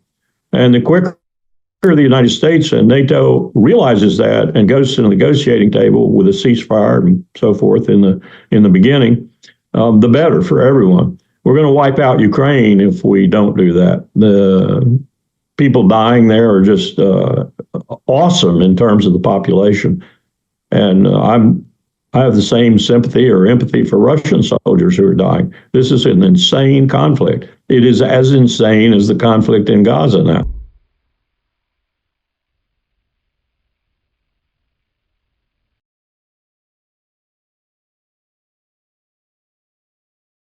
It is an insane conflict. It's a conflict that the United States is responsible for. Israel is the prime mover, if you will, but they could not be the prime mover without U.S. support. And it's a tragic situation, as you pointed out, in the sense that it not only is destabilizing the region and causing a lot of people to do things they wouldn't do otherwise, but it is also holding out a very real prospect for a region-wide war. I think what Iran has done is very emphatically indicate it does not want a region-wide war. It does not even want Hezbollah involved in the conflict with Israel. And Nasrallah, Hezbollah's leader, looks increasingly like he might want to get involved. So it's a very dangerous situation, and it is a dangerous situation mostly because of U.S. actions. Bibi Netanyahu has had a purpose for a long time of defeating Iran with the United States. He doesn't want to do it himself. He's not sure he can do it. And for good reason, he's not sure he can do it. but he wants the United States to do it. And he's been trying to provoke the United States into doing it for more than 15 years. Now he has an opportunity right before he is put in prison, because as soon as he steps down or is forced out of the government, and that's looking more and more likely right now, he's going to jail. He and his wife both. So he's got personal incentives as well as political incentives to stay in and keep the war going. So to answer your question directly, he would love a war with Iran, but he wants the United States to wage it.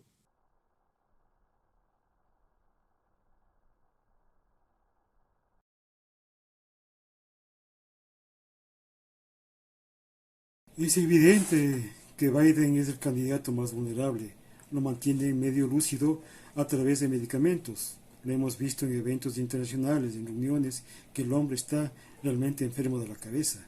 Se despista, hace saludos imaginarios, se da vuelta dando la espalda al evento en curso, etcétera, etcétera. Yo creo que una persona en esas condiciones mentales puede ser muy fácilmente atacada en el debate, o simplemente puede suceder que Biden se comporte de la misma forma confusa en el debate, lo que sería fatal para él, porque se va a evidenciar de una vez por todas que el hombre no está bien mentalmente y no está en condiciones de conducir un gobierno. Entonces, definitivamente, yo veo que Biden es la persona más vulnerable, y además Trump es un showman, es un hombre agresivo y le va a dar, como decimos aquí en el Ecuador, como bombo en fiesta. Va a ser un debate divertido, creo yo, y va a convocar a mucha gente en los Estados Unidos, y posiblemente sea la tumba definitiva de Biden. Porque además, las encuestas están indicando de que Trump puede ganar. Para concluir, definitivamente yo creo que el candidato más vulnerable es Biden.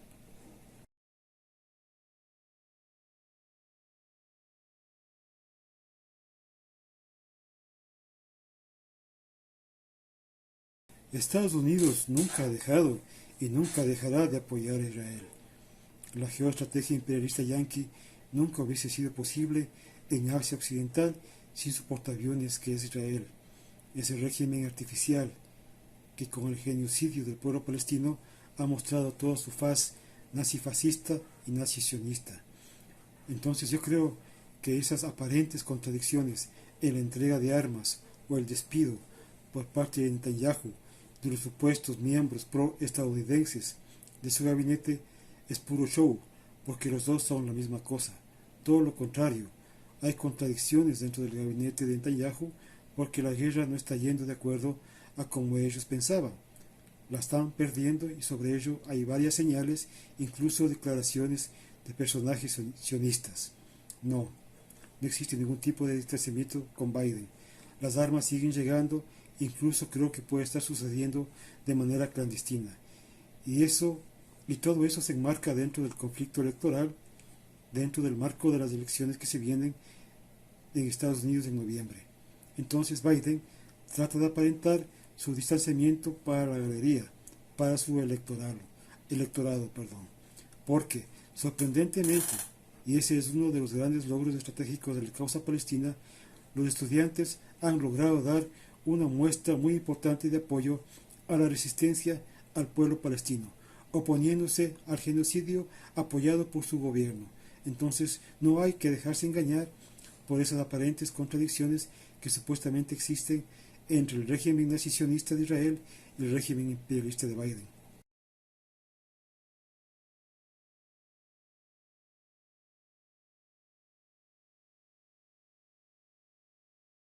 It could be Biden. It could be possibly be Trump, or another person that has a very conservative policy, such as Nikki Haley. Nikki Haley right now is becoming more popular than Ron DeSantis and other folks. To say that who is going to become the president, it's very difficult to say. But the basic fact is this, that the president of the United States does not control everything. There are secret forces within the government that are basically deciding what this country is going to be. In other words, some people say that there is a secret government within the United States that gives orders even to the president. So that's another conspiratorial thinking. So I cannot say whether this conspiratorial thinking is real or not. It's just a theory, and so you keep mentioning about Joe Biden, but as I said, it's always possible that he's been influenced by an outside force.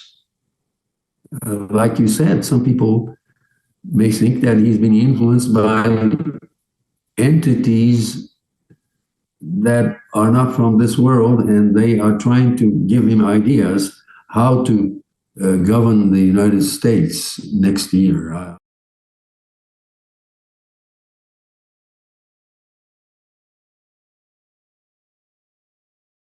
Zelensky perhaps could be influenced by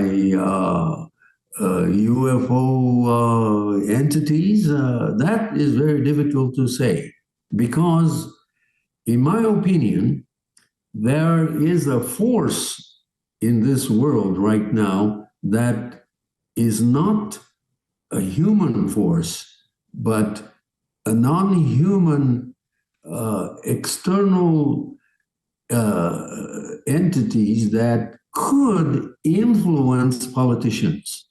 So, well, who knows, you said that Zelensky could be influenced by those who are, manipulants of UFO phenomenon.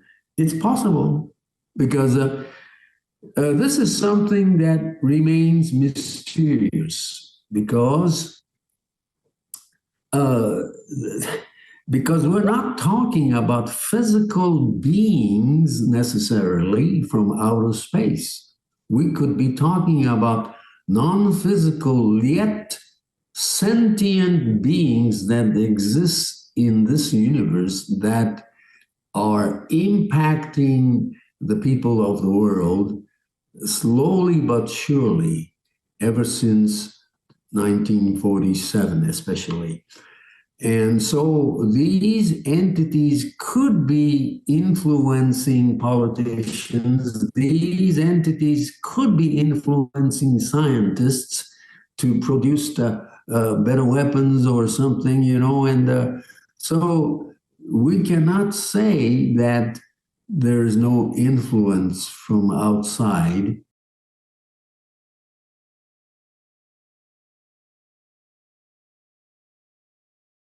Increasingly, the American people seem to get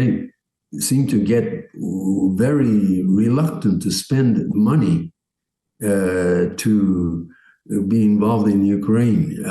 So the same goes with Israel. There are a lot of folks in America who is opposed to spending too much money on foreign wars. And so this is the situation. Yes, the United States have been providing the Ukrainians with more weapons, but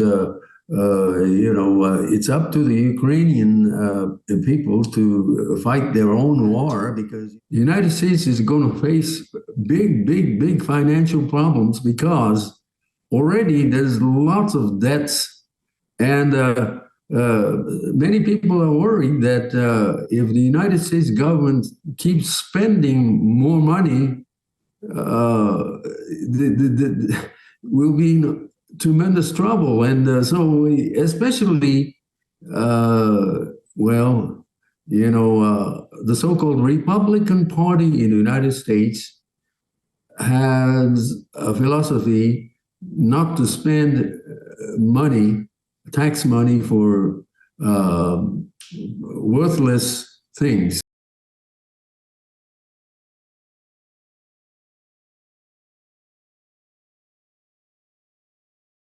Well, it's interesting that Zelensky and not his last trip to the United States, but his previous trip was greeted like a hero. His last trip to the United States, he did not get the fanfare. He did not get the applause. He did not get the audiences, did not get the headlines that he got in his previous trip to the United States. So while Zelensky is still viewed positively, there is clearly a fatigue setting in among Americans, American public, and even policymakers who in 2022, when Ukraine was able to drive Russian forces back in Kherson and in Kharkiv and other places, there was a sense that the Ukrainians could actually win this war. But that sense has really been eliminated. Ukraine's counteroffensive clearly did not succeed, and the Russians are gaining ground. Ukraine does not have the ammunition, does not have the weapon systems, does not have the manpower. As a result, the world is increasingly seeing that a Russian military victory is not only possible, but likely. And so, and now when you have the Pope saying that it's time for Ukraine to wave the white flag, and a lot of other people trying to find a basis for negotiation, Putin says repeatedly that he's ready to talk, but that there's nobody to talk to.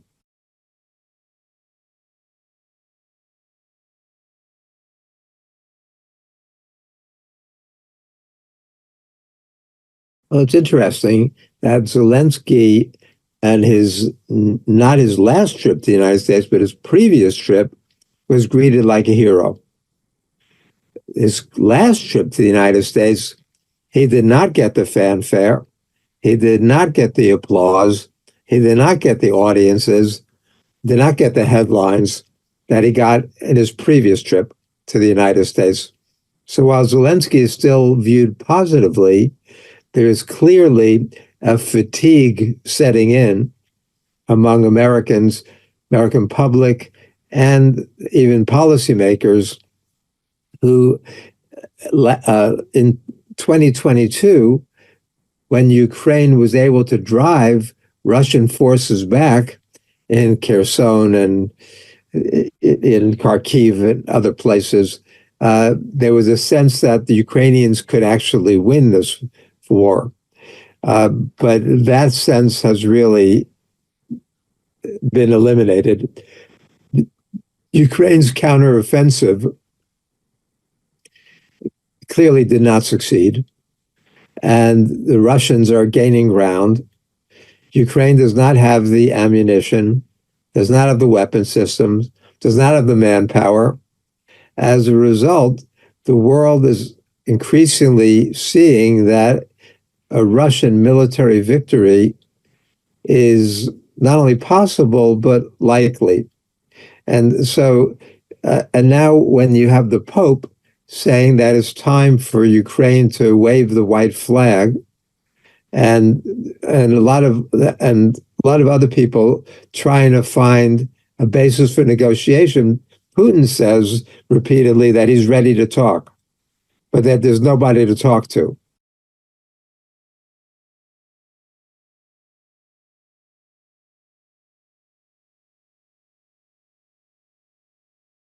I think that they are going full kamikaze because they're really mentally and emotionally and spiritually incapable of any kind of compromise. They are obsessed with power, and it's really, in one sense, the scariest time to be alive because the West is populated politically with such moral, compromised buffoons and idiots and unintelligent people.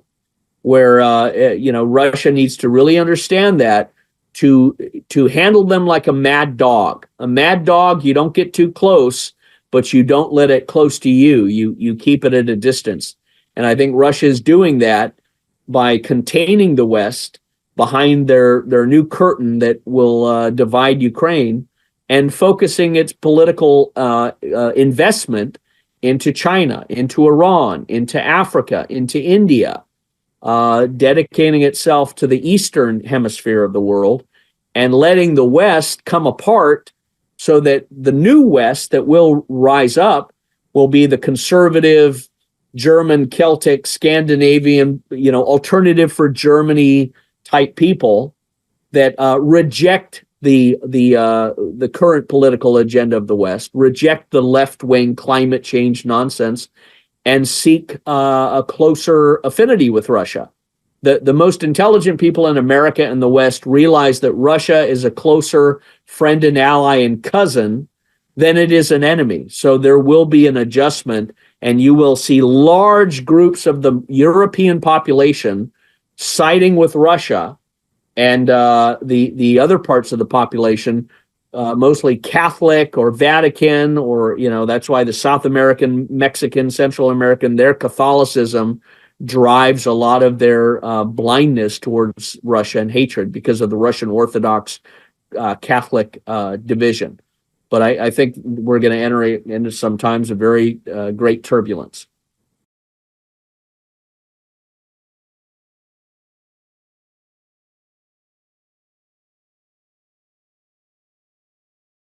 You've got Biden and the Democrats that are stuck in this cycle, this loop of money and weapons to Ukraine, money and weapons to Ukraine, money and weapons to Ukraine. Now, part of the loop of that is the financial corruption that channels that money back to the politicians that pass it, back to the military-industrial complex that makes money off of the war.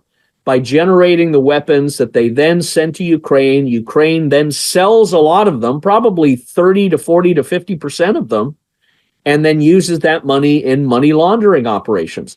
So there's a criminal element to it, and the criminal element in Bolshevik communist minds, the means justify the ends, right? Or the ends justify the means, pardon me.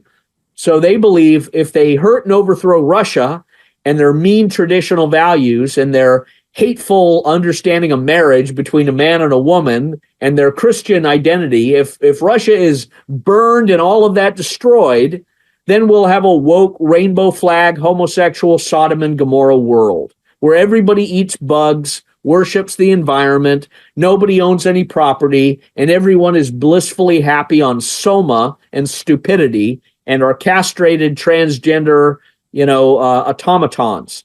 That's really at the heart of a lot of the darkness of the political actions behind this war against Russia through Ukraine. So the main summary is you have two storms of egoism. You have Zelensky, and then you have Biden, and you also have the Republicans that are equally deluded and blind to this. You have Mike Johnson, who really turned to be a traitor by originally saying he wasn't going to fund this Ukraine war, and then he turns at the last minute and gives $61 billion. This is going to cause a backlash by the American people that do not want this war. The American people do not want any of their money going to this war, nor to the Israelis in Gaza. That's what the heart of the American people are.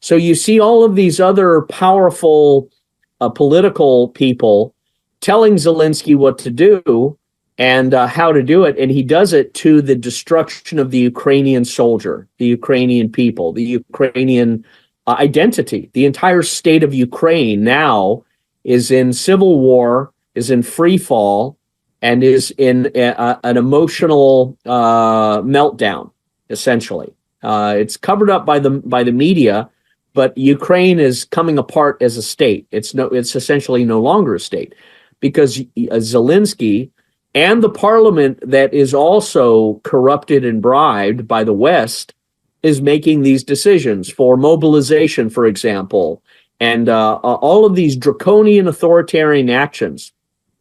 So that's important to view. Zelensky is on a trajectory of self-destruction because he's trying to only serve his own power and his own wealth.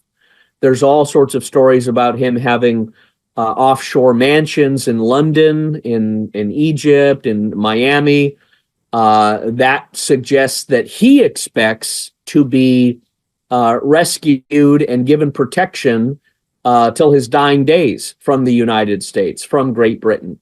So that insurance policy that he thinks at the end of the day, I'm too valuable to be killed, he thinks that will translate into him being rescued and put into a government in exile and leading from afar. But I think it translates into the opposite. I think he's wasted his value. He's spent like a tube of toothpaste that has nothing left inside of it, which means he'll naturally find his end. He'll be killed. He'll be removed. He'll disappear. Who knows? And this is shared by people like Colonel Doug McGregor and others. So Zelensky's perception of himself manifests in the destruction of Ukraine and the destruction of its people against a war against Russia that it has no calculation, no percentage, no possible means of winning.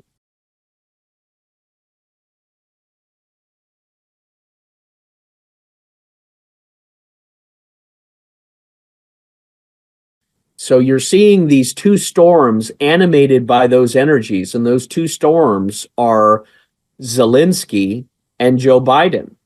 They're both very similar in this way.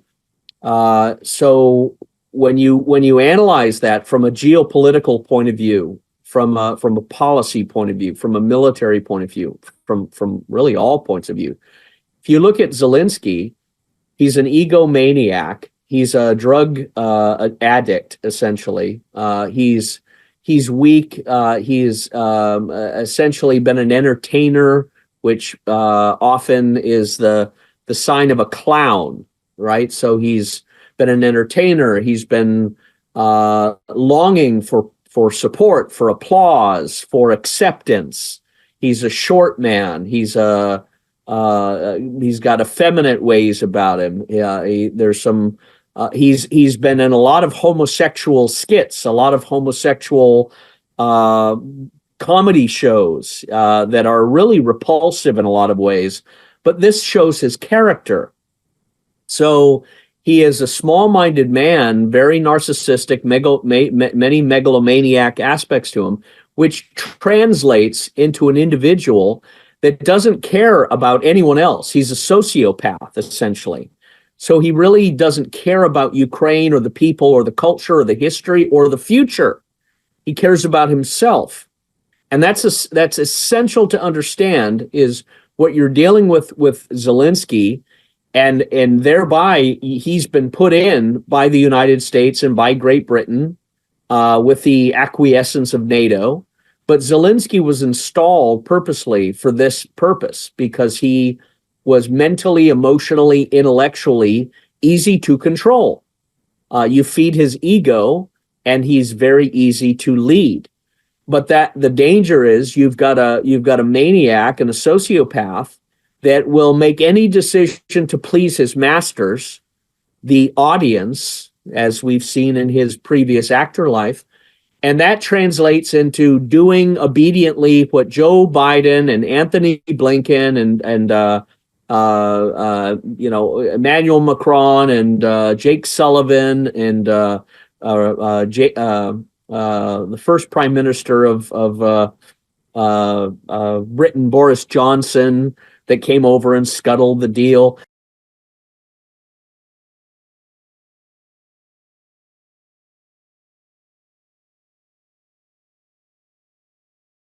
They could set off a bomb or an explosive of some kind or some major disruption. They could even assassinate Kamala Harris and replace her with a different candidate for vice president, like Gavin Newsom, the California governor, who is they like because he's young, he's a male, he's a handsome guy, he's very liberal.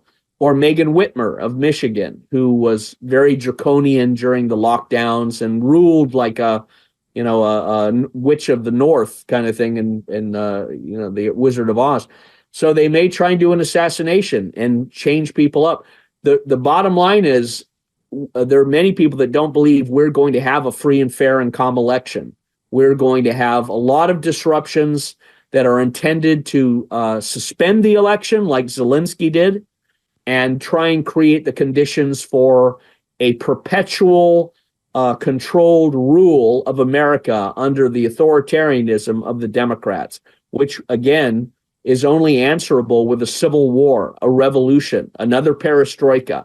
So I think we're not going to have calm sea waters in America from now until November. I think the Democrats are going to try and trigger conflict and disruption, which may include destroying the Zaporozhye plant in Ukraine, blaming it on Russia, setting off a nuclear event. They blew up the Nord Stream 2 pipeline. So anything is possible.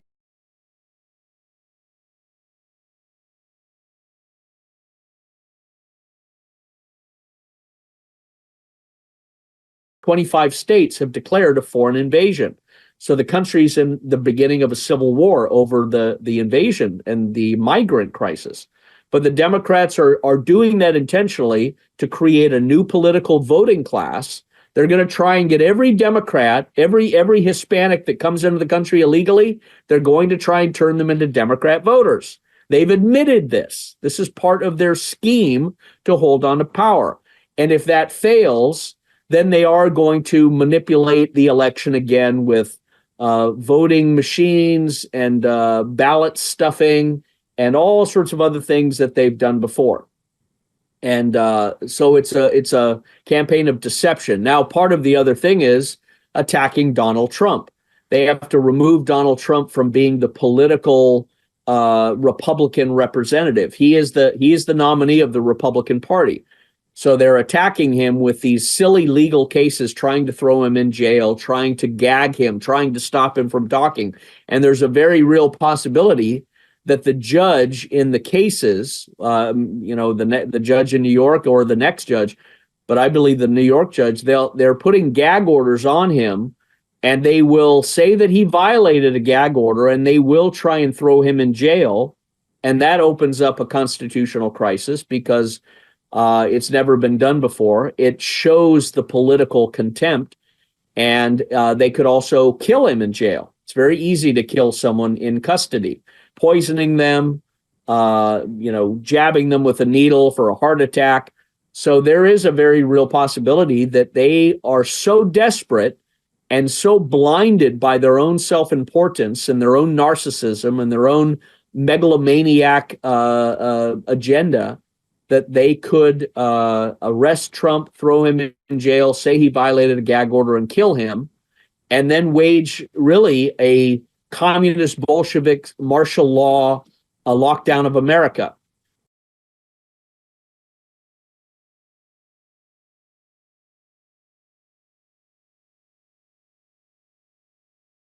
I think the French have taken this to an extreme, though, bringing in Pavel Durov and impersonalizing this. And I think there's a lot of politics and a lot of pressure.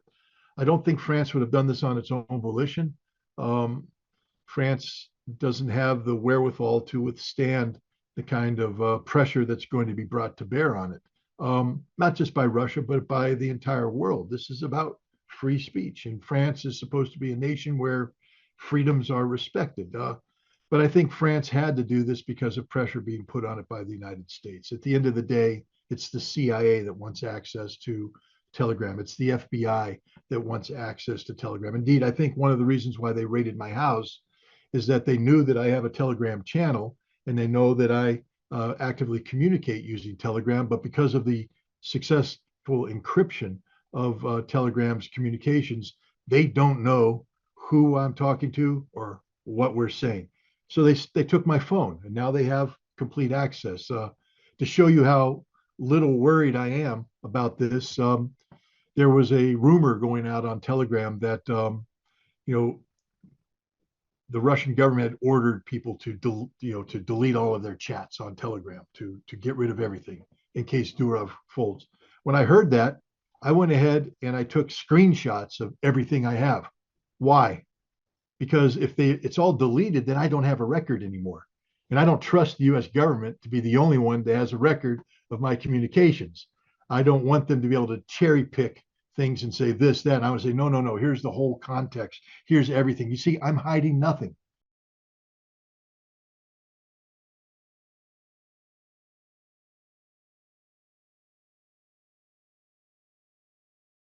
The reason why Telegram is so popular is that people enjoy the privacy that they get by using this platform to communicate, that their conversations with others are private conversations. And I don't believe that we should require people to have any other standard than absolute privacy for private conversations. Again, that's an American in me speaking. It doesn't mean that you're hiding something. It means that individual liberty requires privacy. The government has no right. The Fourth Amendment, illegal search and seizures.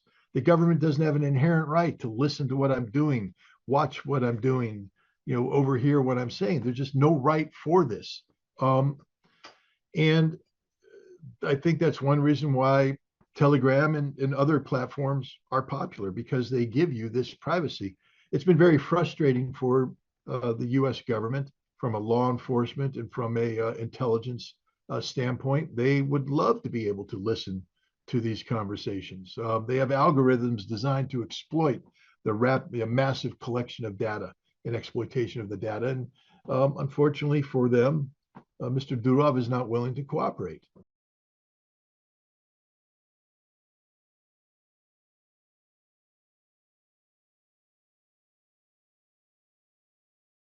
This blind support of Israel, and this support being, overly front-loaded with military weapons, with money to buy, war-making potential, it's leading to the destruction of Israel. Now, some people who believe in the legitimacy of a Palestinian state will say, good, Israel needs to be destroyed. But if you're an American who says Israel's my friend, understand that everything we're doing right now is destroying Israel. It's not helping Israel. And the last time I checked, destroying Israel isn't how you'd want to define friendship with Israel. So we need to stop talking about war and start talking about peace. Stop promoting violence and start promoting conflict resolution. But sadly, we're not wired that way. America today is a nation that only knows war. So therefore, war is the only solution we're able to put on the table.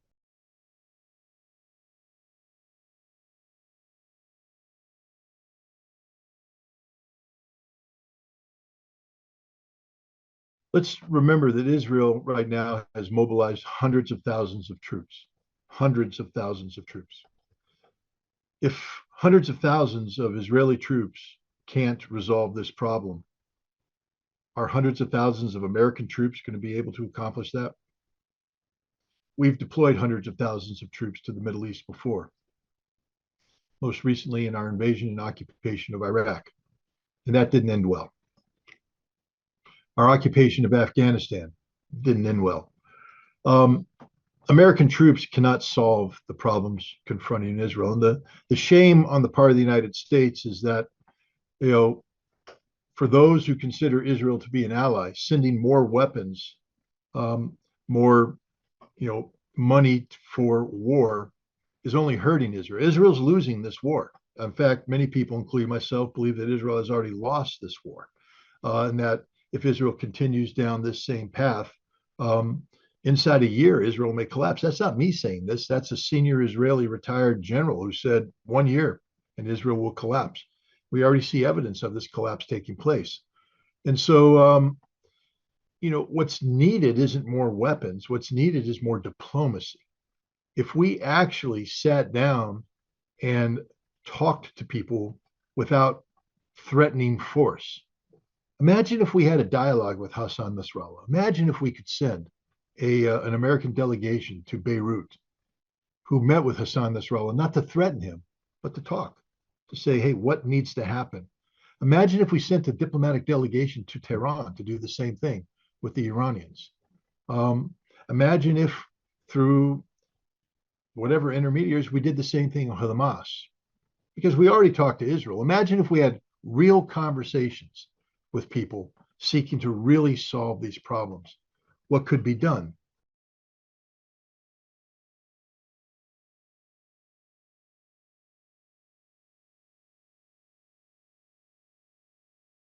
Are they here to save humanity? Well, I don't think so. I mean, they're quite happy to sit back and watch us war against each other year in and year out, and the terrible things that happen around the world. Have they ever intervened? Have they ever helped?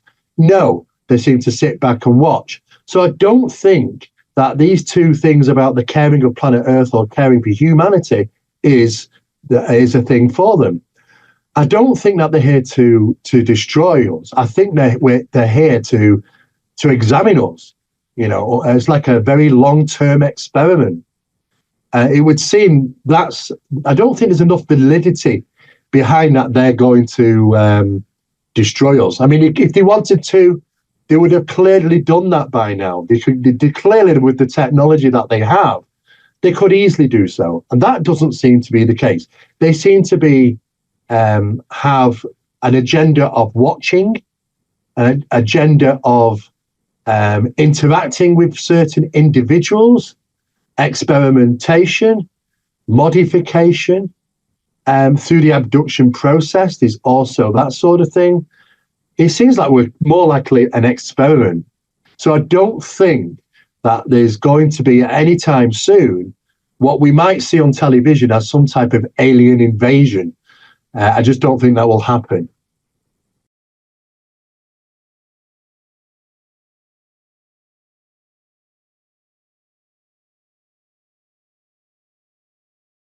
Of course they could. I think we could. I think our own actions could cause these things. However, we do see plenty of UFOs. There's lots of evidence of UFOs going into hillsides, into mountains, into volcanoes. There's plenty of evidence to support that. It seems like there may be that there's some natural energies that they're interested in, as opposed from triggering volcanic activity. In Yellowstone is a supervolcano and could trigger a disaster across the planet because it's not just one volcano. It links in with a trigger effect to many volcanoes, earthquakes, tectonic faults, those sort of things. There's a lot of natural phenomena like that around the planet. Got to understand our planet has these upwellings all over the place, and sometimes they become very, very active.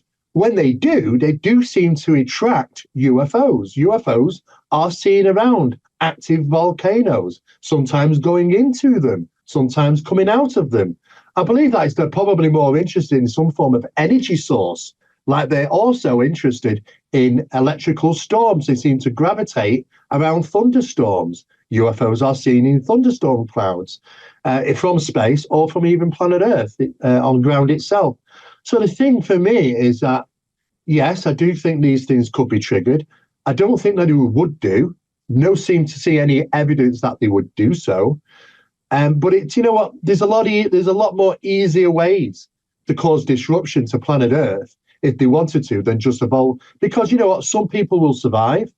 You know, if they wanted to clear humanity from the planet, simply all they would have to do is steer a few different asteroids, which is easy enough, towards Earth, and let natural catastrophe would deal with itself.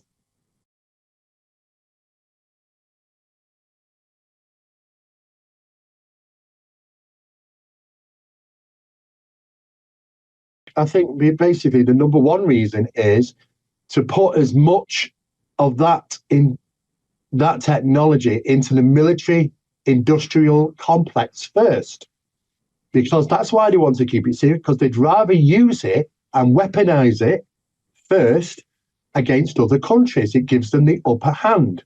And it's that same warring mentality that is going to get us in trouble, because the more specialized technology we have, we end up like children with matches. We don't know what we're dealing with. We don't know what the outcome is. What are the hazards? I mean, there was debates around CERN, for an example. Should we, is it dangerous? Well, some of the experiments probably are. Should they be doing it? Probably not. But it's never stopped humanity. Humanity is always, it's the same when they built the nuclear bomb. It's the same when they built the atom bomb.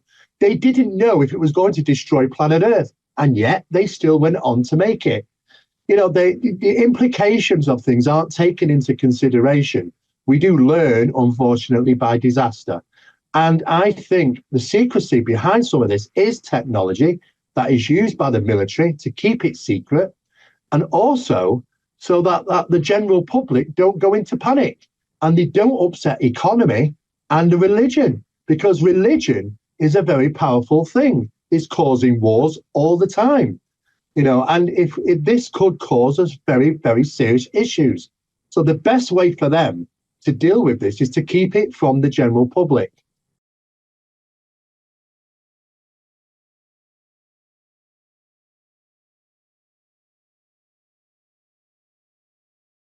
I don't think you need to say people that are inventors, that are academics, because these entities are far more intelligent. They don't need us to be able to create something. They know how to create it themselves. Our technology to them is baby stuff, you know. So I don't think the necessity to say people who are academics or inventors, I don't think that's necessary. They could do that themselves. However, I do believe that around about 10 million people have already vanished from planet Earth. There's a lot of strange and unusual disappearances that take place around planet Earth. Some of them are referred to as the missing 411 cases that David Paulides works on. There are missing people just vanish. There may be already millions of people already somewhere else, because they've never been found. Maybe that's all they would need. Approximation of, say, 10 million people would be enough to populate another planet. Absolutely. 10 million people is a lot of people. However, what we can say also is that they're seeing the ecology of planet Earth is a very fine thing. It's a very special event. It's something that's been created. And I think they want to guard that. If a disaster happens, I think that they may already have had taken people already. I don't think that they need very intelligent people, because they have the intelligence to create everything that we need in our society. They are far more advanced than we are. So I think it's likelihood that they would get a mixture of various different people from various different cultures, various different backgrounds, female and male, and, you know, have a lot of